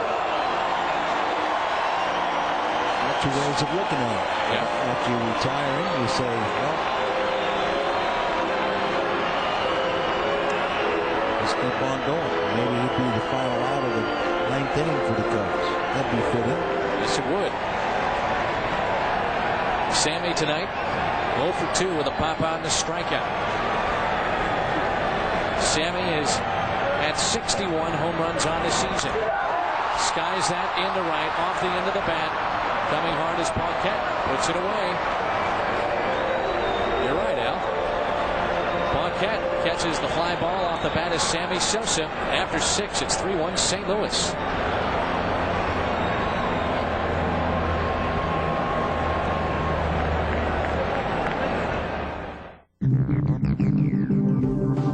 Book your travel online with Southwest Airlines. And you'll automatically get double Rapid Rewards flight credits, which means 4 round trips get you a free ticket. And some downtime for your computer. Sammy Sosa tonight is 0 for 3. He just made the last out last inning. Flying out to right, Greg Paquette. And it's a 3-1 St. Louis lead as we move to the 7th. McGuire and Sosa have not homered, and a new pitcher for Chicago, Bobby Ayala. Bobby Ayala was signed as a free agent from the Cubs by the Cubs on September 3rd. He had been released by Montreal on August 22nd. He has gone 0-1 with a 4.0 ERA and 8 outings for the Cubs. He was 1-6 with a 3.68 ERA and 53 relief appearances for the Expos. Held opponents to a .235 batting average. He has 74 strikeouts and 75 innings of work. That's been his forte during his major league career, almost a strikeout per inning, and he surpassed the 50 games mark for the 5th straight season.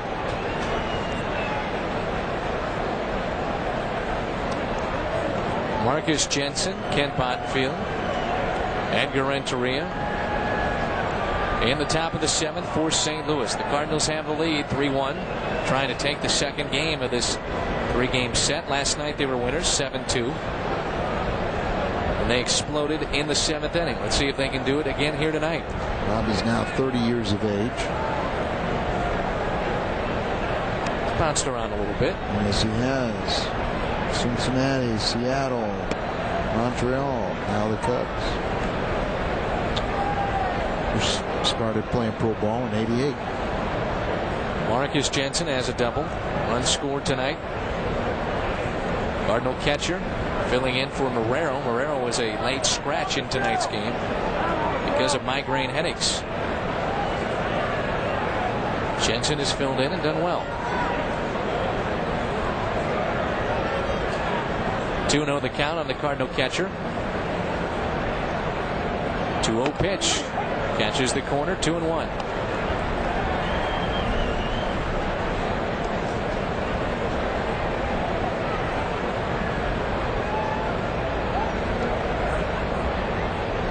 Pitch. That's in there for a strike, 2-2. Cardinals play again here tomorrow afternoon. Garrett Stevenson. Talk about bright spots in this pitching staff. He is one of them. He's 6-1. There's a strikeout. Jensen goes down. He'll make the start. Garrett Stevenson will tomorrow for St. Louis. Don't forget, Saturday, college football Saturday on Fox Sports Net Midwest. A great day planned for you. Oklahoma, Louisville. The middle game, everyone has an interest in that. Number 6, Nebraska at Missouri. Then the late game following the Mizzou game. USC and Oregon. Nebraska and Missouri this weekend. Showdown in Columbia. Botfield's nights through as Willie McGee pitches for him. Willie hits it into center. Right on the button, but Lance Johnson is in. And Willie is retired. Wouldn't that be something? This could be the final visit to Wrigley Field for Willie McGee. as a player. Well, let's hope not, but he's been a great career for Bonfield. Goes 6 innings. He allows 1 run on the Shane Andrews home run. That's the only hit he allowed. He walks 2 and strikes out 2. Brings in Edgar Renteria. He's walked a couple of times tonight. Looks like Mike Moeller will go to the mound for the Redbirds.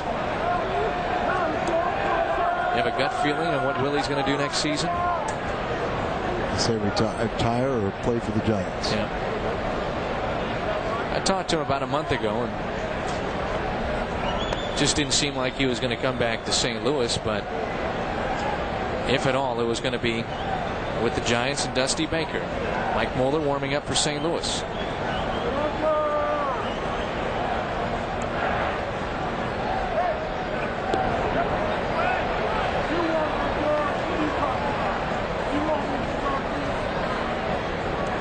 Dyer Miller, along with Mark DeJohn and Mike Moeller. Dyer Miller, one of the minor league pitching coordinators, been up here in the month of September along with Dave Ricketts.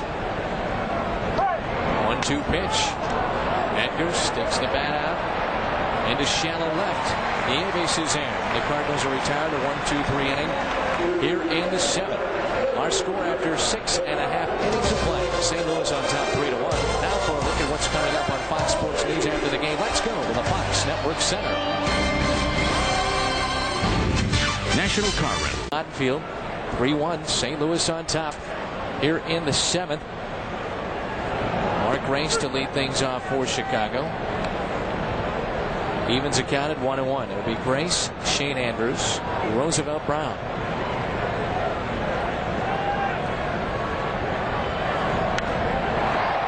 That's hit into center. Backtracking a bit is J.D. Drew, and he's there to put it away. For the first out here in the 7th. Last appearance for Mike Moeller Saturday against Houston. Did not give up a hit. Pitched an inning. He's unscored upon in 14 of his 15 games since being recalled from Memphis. And has pitched very, very well for the St. Louis Cardinals the last month or so. I'd say so. He's not allowed a hit in his last 9 games and no runs in his last 10 games. It's not too shabby. Nope. Here's Shane Andrews. He's 1 for 2. Had a home run, a solo shot in the 5th. Homered in the 9th inning of last night's game off of Ricky Batalico. And the 1-0 pitch.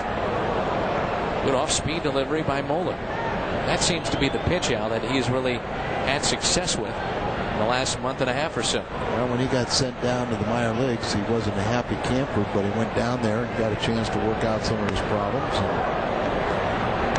And sometimes that's what it takes.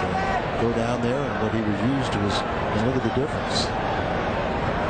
5.34 in the first half, 1.46, and pitching more effectively and having more responsibility.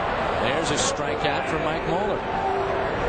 First 2 men are retired here in the 7th. And Mike, also with the stuff that he possesses, he's very effective against right-handed batters. He freezes him with an off-speed pitch. Changeup right on the outside corner, perfect. Bo Porter will now pinch hit for Brown.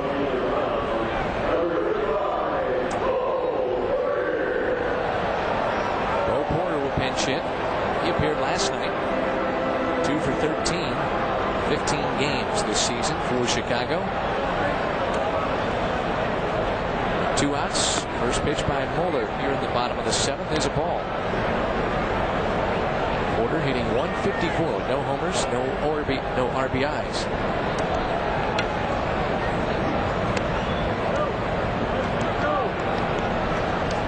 Two and 0. On deck, Santiago.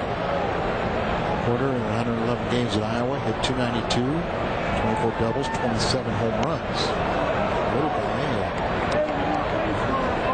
pretty good numbers. And defensively, he did not commit an error in 107 outfield appearances, 228 total chances. That's about all you want to know about Bo Porter.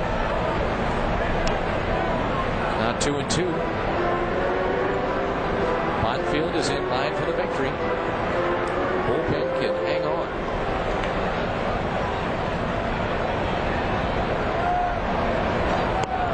gets him one step closer to 20 games, 20 wins. Bonfield in line for victory number 18 tonight. 3-2 pitch to Porter. Hit to center. Great job by Mike Mueller. J.D. Drew puts it away. 1-2-3 inning. Mark McGwire looks for number 60 when we come back in the 8th. Face is on the move. You didn't realize that, did you? No, I did not. I ate at Harry Carey's restaurant this afternoon. Excuse me. Yep. It's a fine establishment up here. It's We delicious. ate there. I ate at the Rosebud Cafe. And Al Brown tells us he had McDonald's. All kinds of choices. Not a sponsor. Top of the 8th, St. Louis on top by the score of 3-1. Cardinals trying to take the second game of this 3-game set, making 2 straight over the Cubbies. McGwire will hit in this inning. Bobby Ayala back to work here in the 8th. Langford, McGwire, and Fernando Tatis.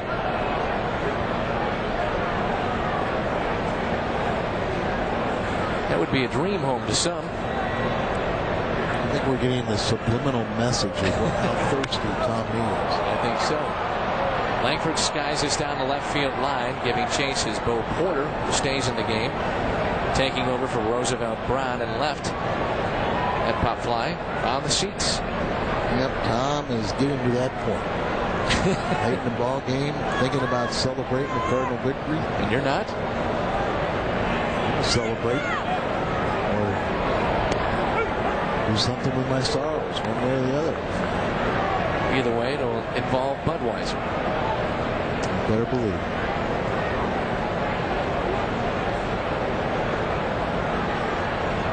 Going to the count. Ray Langford struck him out. Second time that Langford has struck out tonight. Langford is 1 for 4 on the night. That brings in McGwire. Second strikeout for Ayala. Let's see what Big Mac. These guys have faced each other in the past. Yes, they have. McGwire is 0 for 1 tonight. Does have an RBI. Now has 137 RBIs on the season. McGwire sitting on 59. Pops it back out of play, and that's the first strike. McGwire and Sosa heading down the final couple weeks of 1999. Probably will not get to 70. Sammy will get one more at bat in this game. 1 pitch to McGwire. Big swing and a miss. And it's 0-2.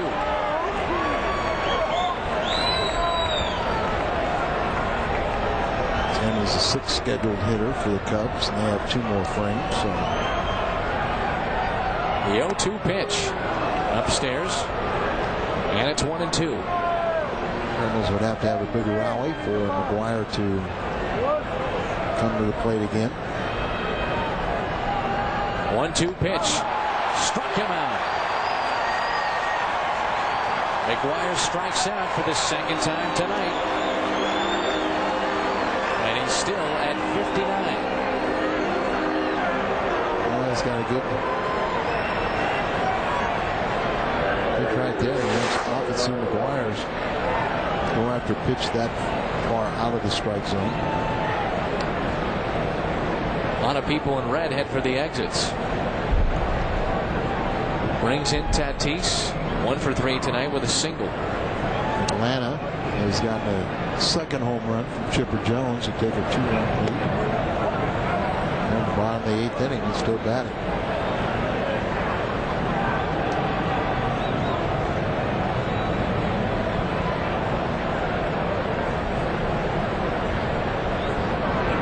Pitch to Tatis. Inside, it's now 2-0. Ayala is thrown fairly well,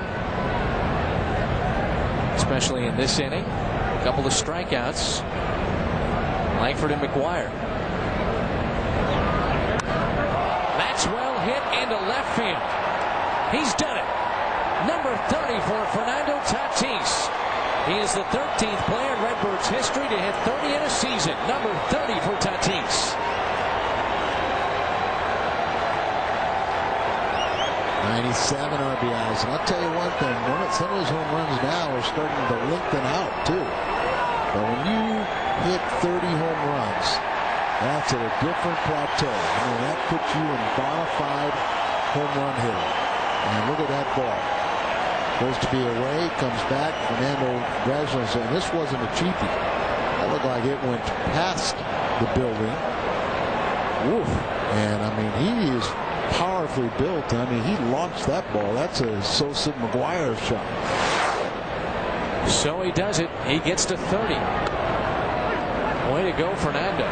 Still needs 2 more steals to become the first Cardinal infielder to have a 20 season. He has 18 stolen bases with his 30 home runs. Fernando Tatis, the 13th player in Cardinal history to hit 30 in a season.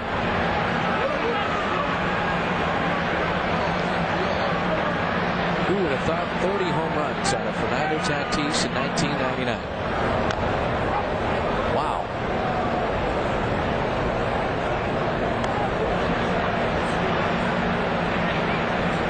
RBIs for Tatis, 30 home runs.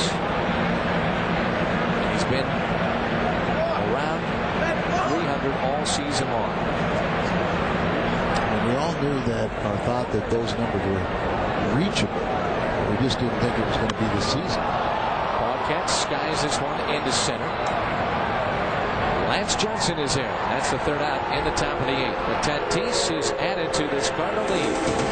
He has gone deep for the 30th time in 1999. Tatis with number 30. The Cardinals lead it 4-1. Reminding you to give the gift of choice. The new gift card is easy, convenient, and available in many denominations. Check it out, the famous bar gift card. Sosa and McGuire been silenced tonight as far as home runs are concerned, but Fernando Tatis hits one out of the ballpark in the top of the 8th to make it a 4-1 game, and he hits number 30 for himself. Mike Mulder back at work. That ball is skied into right off the bat of Santiago.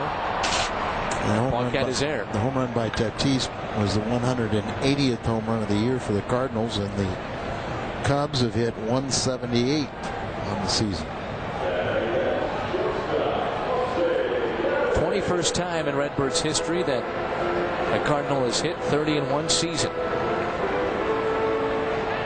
but just the 13th player.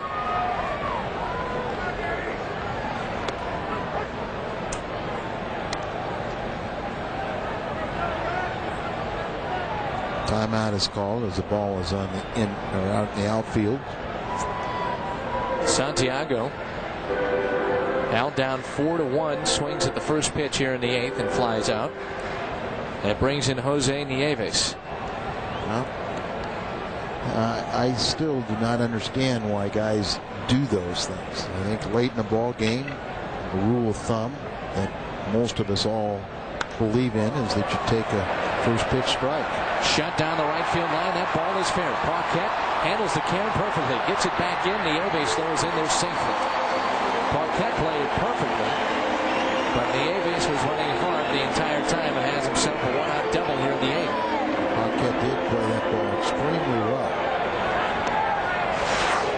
It's a guy in the right field corner, and then coming off the bat of a right-hander, it'll kind of slice towards the foul territory. Went off the outfield wall, and Paquette was in perfect position for the carry. And watch right here. He'll slice away from the right fielder, then it bounces to him, and Paquette, no wasted motion, is turning his body and getting in position to throw that ball and get it back to the infield as quick as possible. Now we're going to have the pitching change as Muller retired 4 in a row before he gives up his first hit, and Croucher will come in to face the pinch hitter, Gary Gaetti. So Croucher enters the game. He'll face Gary Gaetti. It's 4-1 St. Louis, bottom of the 8th.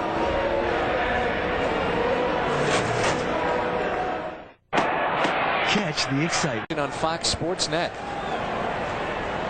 Rick Crawshaw enters the game for St. Louis. This will be his 55th appearance. He has been used an awful lot in 1999.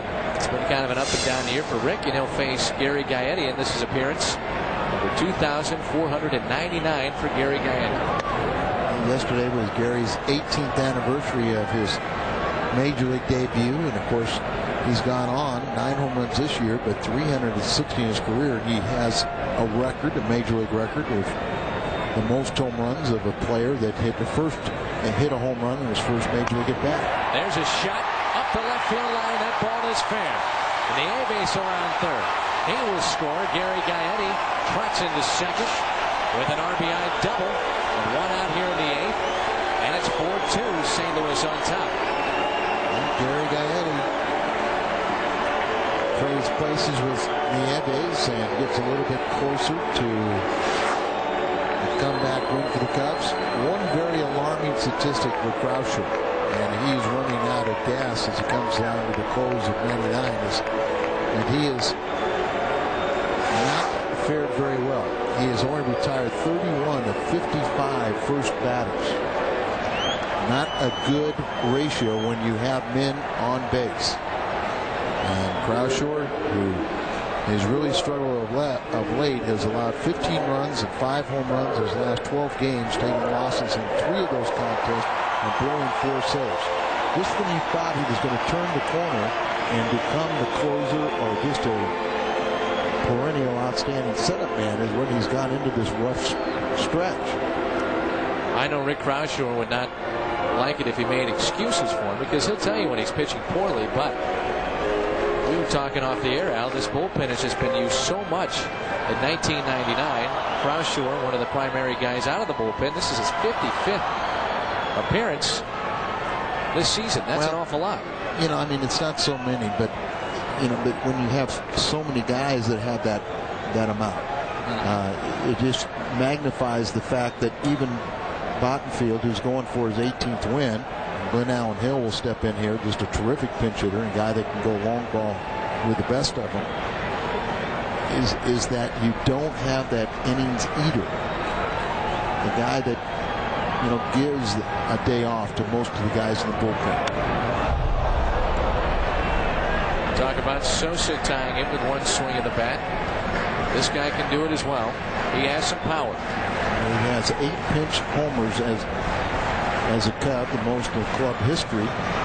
4 pinch homers this season, which establishes a team record.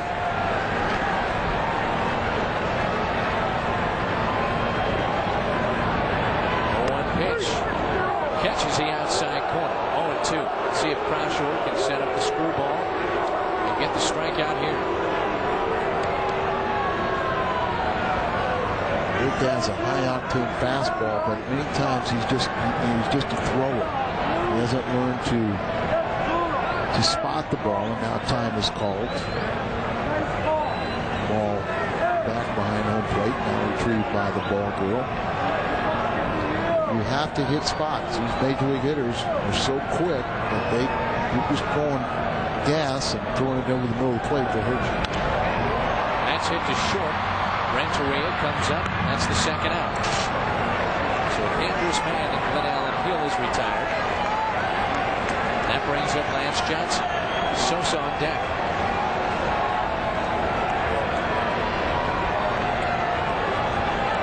Johnson tonight. See Sosa getting ready on deck. Johnson has walked.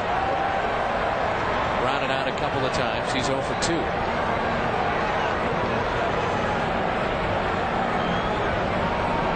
Johnson only 1 home run this season. Takes a strike there from Crawshaw. Johnson's never seen Crawshaw.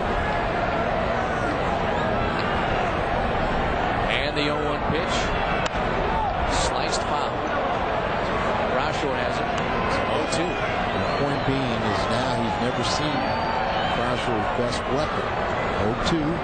First time he's facing. He might have been told that, okay, the guy throws a screwball. Until you see it. And you see it off the arm angle and what it does. You know, it's a devastating pitch, but you can't show it too early. And they're going to throw a fastball away. You don't want to make it a strike.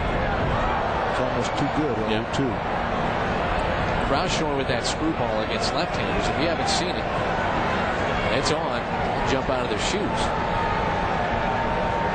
Can be a nasty pitch. Well, you have to respect his fastball. And if he's spotting his fastball, it's an outstanding pitch in its own right. It can be an out pitch. It's a fastball in, shook it off, fastball away. Now there's the screwball. That's what Croushore wanted. Here comes the 0-2 pitch. Just missed outside. 1-2. Just looked at it. You know, that wasn't a real good one. Almost like he's throwing a little bit too hard. Hard to stay on top of it when it's thrown so hard. Fastball inside. 1-2 pitch is inside, but it's high, and it's 2-2. Now you negated somewhat that advantage you had, and you did throw that fastball in where you know if you're going to miss, you want to miss inside off the plate. You can't get hooked. Croushore trying to get the final out here in the 8th. Croushore wants to throw the screwball, and Jensen wants to throw the fastball. But Jensen's doing the right thing. The game is in line. You go out there and you make sure you go and tell your pitcher why you want to throw it, or you find out why he wants to throw his.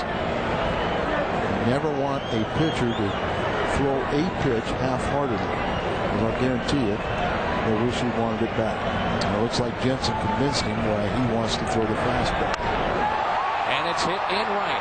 Paquette backing up near the track and makes the play. It was not in the location Jensen wanted. Jensen wanted it outside, but he gave it to him inside, and Johnson turned on it. But that leaves Sammy Sosa on deck. He'll lead things off in the 9th. It's 4-2 St. Louis. A great taste that won't fill you up and never let you down. Make it a Bud Light. Brought to you by Dodge. Do not follow, do not conform, be different. By Southwestern Bell, friendly, neighborhood, global. By your St. Louis area Jeep dealers, and by Southwest Airlines. With fares so low, you have the freedom to go places. Fly Southwest, the official airline of the St. Louis Cardinals. Bunch of changes for the Chicago Cubs. First and foremost on the mound, Felix Heredia in the pitch for Chicago, the left-hander. Felix Heredia, he finally lost a game. He was 3-0 last year, 3-0 this year before he lost on August 30th. The best start by a Cubs pitcher in history is an 8-0 start recorded by the recording start King Cole. No, that it was recorded by King Cole back in 1910. That was Glenn Allen Hill. Pinch hitter stays in left field, and Morandini is playing second. Mickey Morandini. Here is J.D. Drew. In the 9th, Cardinals have themselves a 2-run lead. The important thing is that Sosa is left on deck in the 8th. Yeah, so he can't tie it with a long ball. Left-handed batters have been held to a .212 average throughout Heredia's career. He has surrendered his first 3 homers to left-handed batters this season. J.D. Drew tonight. Line out, popped out, popped out. The 1-1 pitch. This is low, and it's 2-1. J.D. at 241 on the season, now at 13 home runs. Ready is set, the 2-1 pitch. Jammed him a bit. Morandini is there, but Nieves calls him off, the shortstop, and makes the play, and that's the first out here in the top of the 9th. Don't forget about the last word with Jim Rome. Roaming tonight at midnight on Fox Sports Net Midwest. Boxing champions Evander Holyfield, Lennox Lewis, Roy Jones Jr. Talk it over with Romy.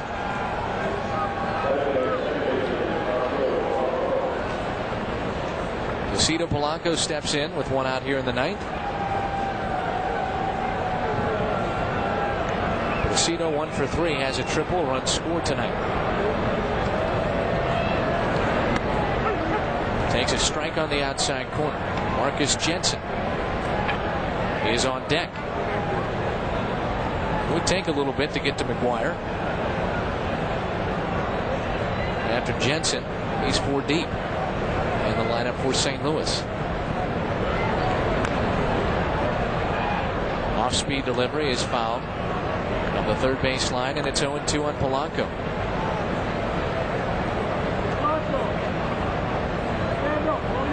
Some bad hands in the crowd.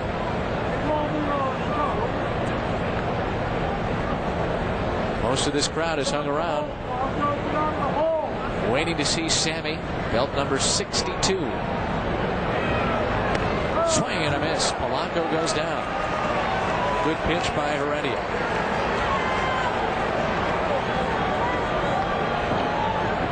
Felix's wife's name is Wilquidia. Have you heard that name? Yes. Wilquidia? Very common name. Okay, in the Dominican, maybe. 2 outs now in the top of the 9th.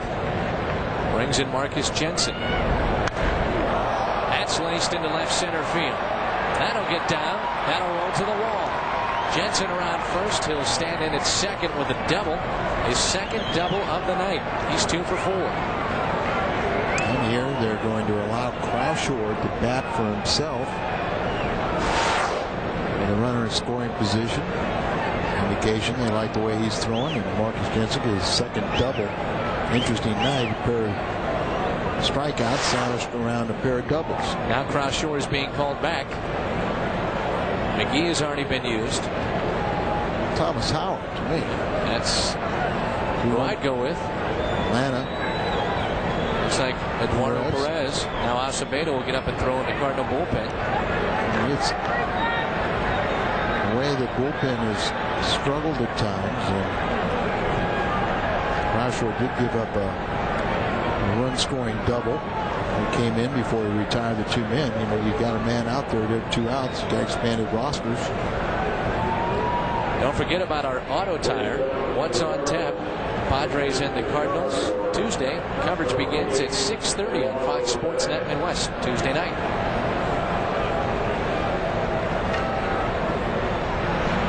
So Crawford is done. Goes 2/3 of an inning. Gives up a hit. Billy Williams right there, the Hall of Famer, right in front of Jim Riddleman.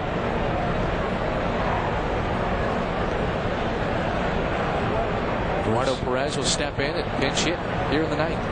Perez's father should be a Hall of Famer. His father was as good an RBI machine as there was in the 70s. Eduardo's made a name for himself. Done a fine job, you know. Got some playing time, something in his eye, but he got some playing time when McGuire was nursing that groin injury. He responded with 2 hits in 3 straight games, Monday through Wednesday against Milwaukee.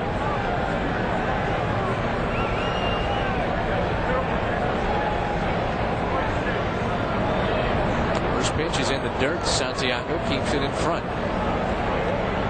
On deck, it's the top of the order, Edgar Renteria. Eduardo hit 33 home runs and 140 RBIs in 327 games with California and Cincinnati between 93 and 98. 1-0 pitch. Way outside. And it's 2-0. Let's have a little rally here and bring up McGuire. Yeah. Cardinals on top 4-2. We're in the 9th. Marcus Jensen at second. Next pitch to Perez is way outside, and it's 3-0. Already he doesn't know where it's going. And Radisson. Next to Riggin. Good coaching staff here in Chicago. 3-0 pitch to Eduardo Perez. Is on the way. 4 straight. He walked him. That brings up Renteria.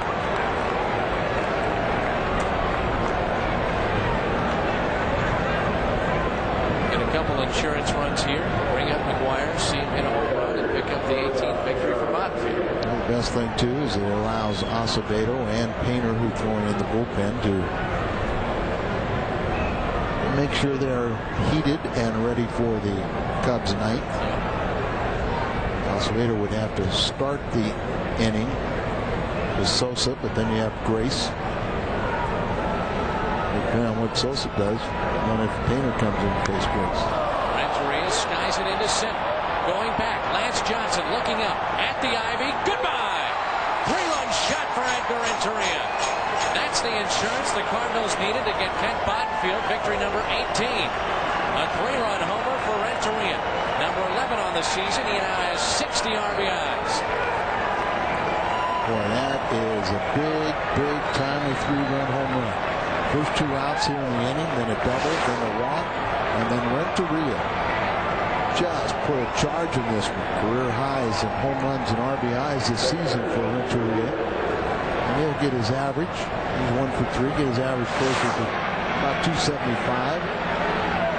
And that is a nice lead for the Redbirds right now. Let's get some more. Let's get Langford to get McGuire up one more time. Look who's on deck. It's Big Mac. Big swing and a miss by Ray Langford. Scoring. A pair of home run hitters right there, but after the 4-pitch walk, it looked like Renteria was just looking for a strike. Yeah. The ball just jumped off his bat and out in the shrubbery, straightaway center. Good breaking ball there by Heredia, and it's 0-2. Renteria with home run number 11, and it's 7-2 St. Louis.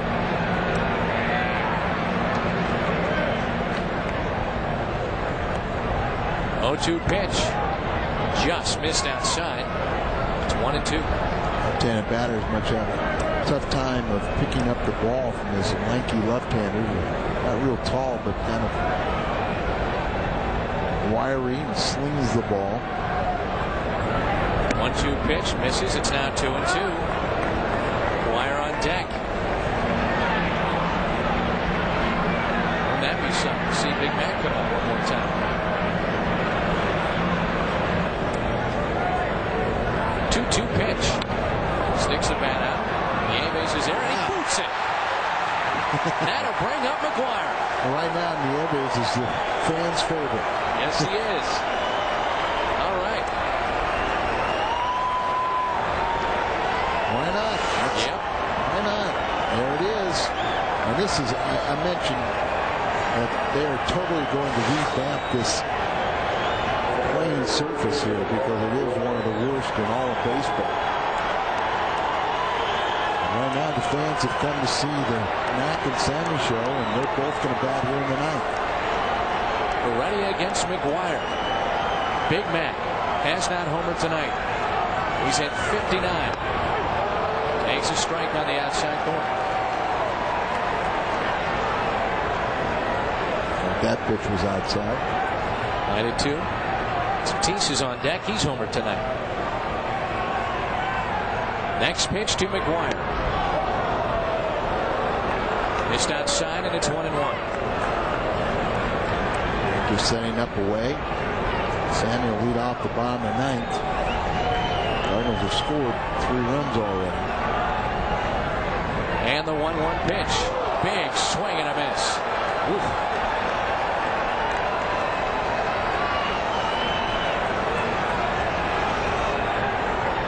Sammy is at 61. McGuire at 59.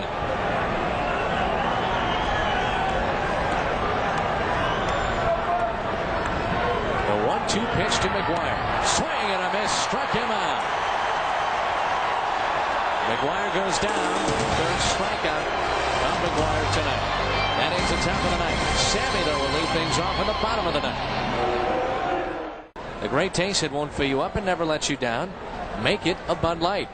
It's not a home run. It's defense with the leather. Ray Langford in the first. Great diving play.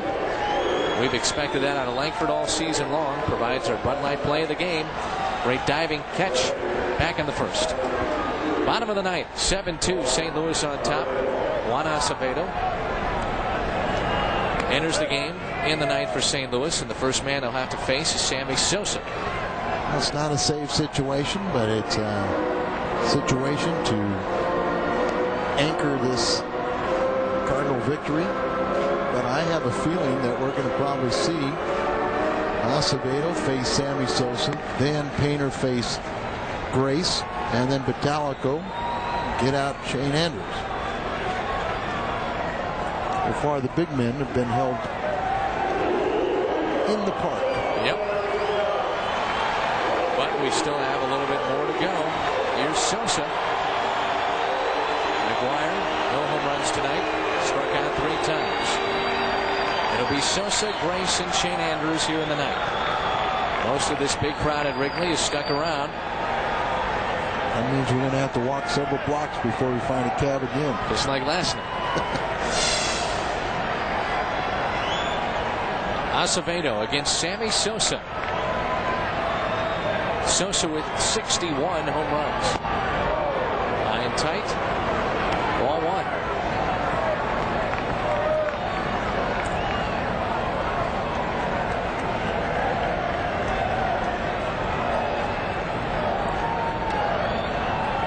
Sammy Sosa against Juan Acevedo. Only 1 for 8. Jammed him there, but that's going to find the seats. And it's 1-1.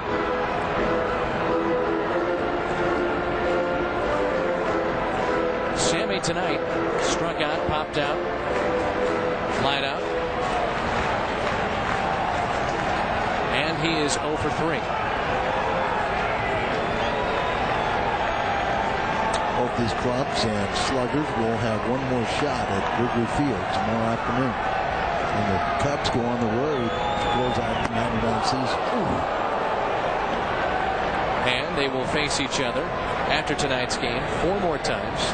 1 here at Wrigley and then 3 in the final series of the 1999 campaign. In between, the Cardinals go to Cincinnati and the Cubs go to Philadelphia. Sosa and McGuire homered on the same day 41 times. That will not happen tonight.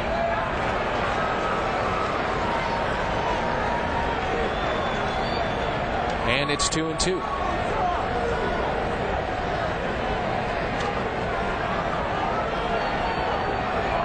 I'm sorry, Pittsburgh comes in here before the Cubs go to Philadelphia. Swing and a miss. Foul ball. Jensen could not hold on. Just got a piece of it. Oh, look. Oh, man, he had it right in the webbing, too, and just couldn't hold on to it. Right there, snow cone, and finally falls out. From our vantage point, it looked like he had swung through it, but he just got a piece of it. Well, if Jensen would have reached in with his hand, he could have extracted the ball, and it would have been the strikeout. To flip it back into the palm, and it fell out. Sosa with 29 home runs since the All-Star break. He has 61. McGuire, no homers tonight, at 59. The 2-2 pitch popped up. McGuire there, puts it away. Sammy is stuck. It's 61. Cardinal pitching staff has really contained Sammy in this series. And there go the fans for the exits. He was 1 for 3 last night with a walk and 0 for 4 tonight. I'd say they haven't challenged him. Yep. Brings in Mark Grace.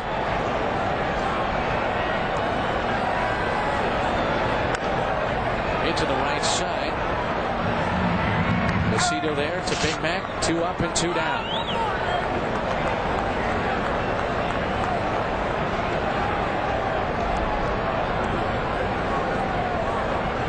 Sammy Sosa through 2 games against the Cardinals here at Wrigley Field. No home runs. McGuire picked up a home run last night, so he stays only 2 behind Slam and Sammy.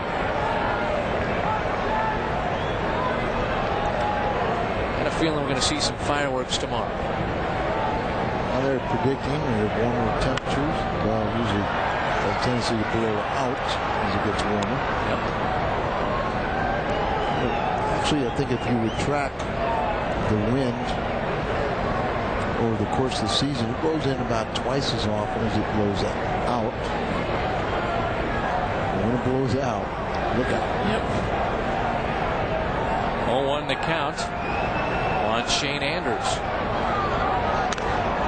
Little check swing. Blanco there. That does it.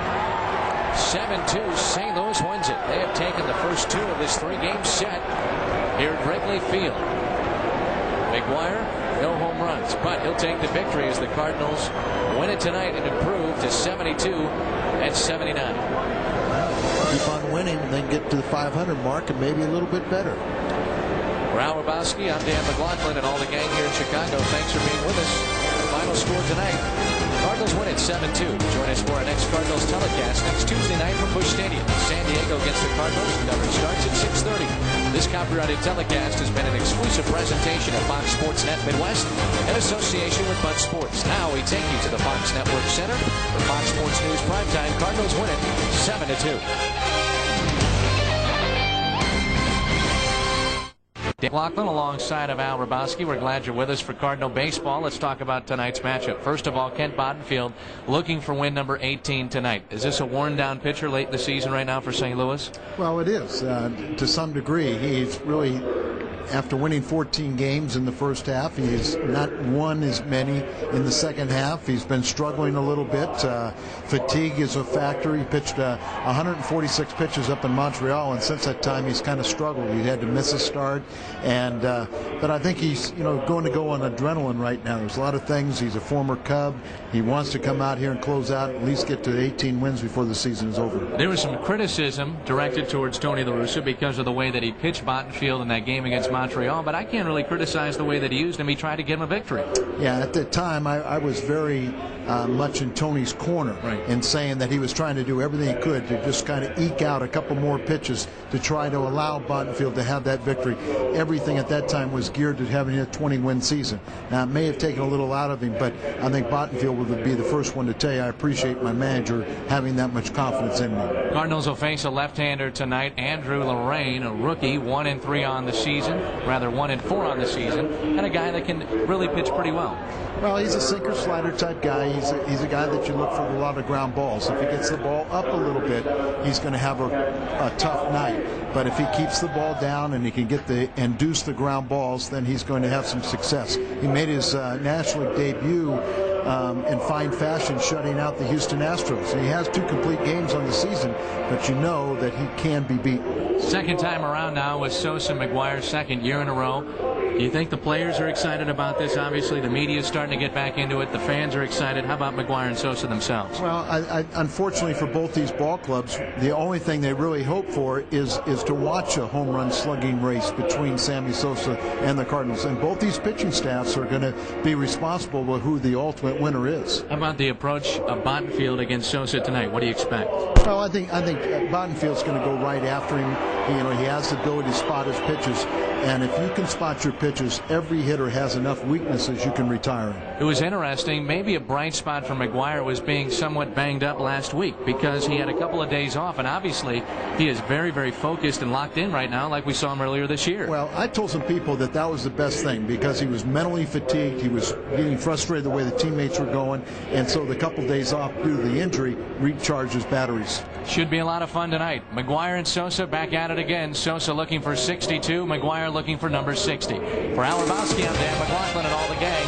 Cardinal baseball is coming up next. Thanks for joining us on Cardinals Tonight. The game's best, McGuire, Sosa, and they're on stage tonight in Chicago. Mark McGuire now has 59 home runs. Last night a shot to dead center. That broke up a perfect game and led the Cardinals to victory. Sammy Sosa is only 2 ahead of McGuire as the 2 sluggers battled out for the home run title in '99.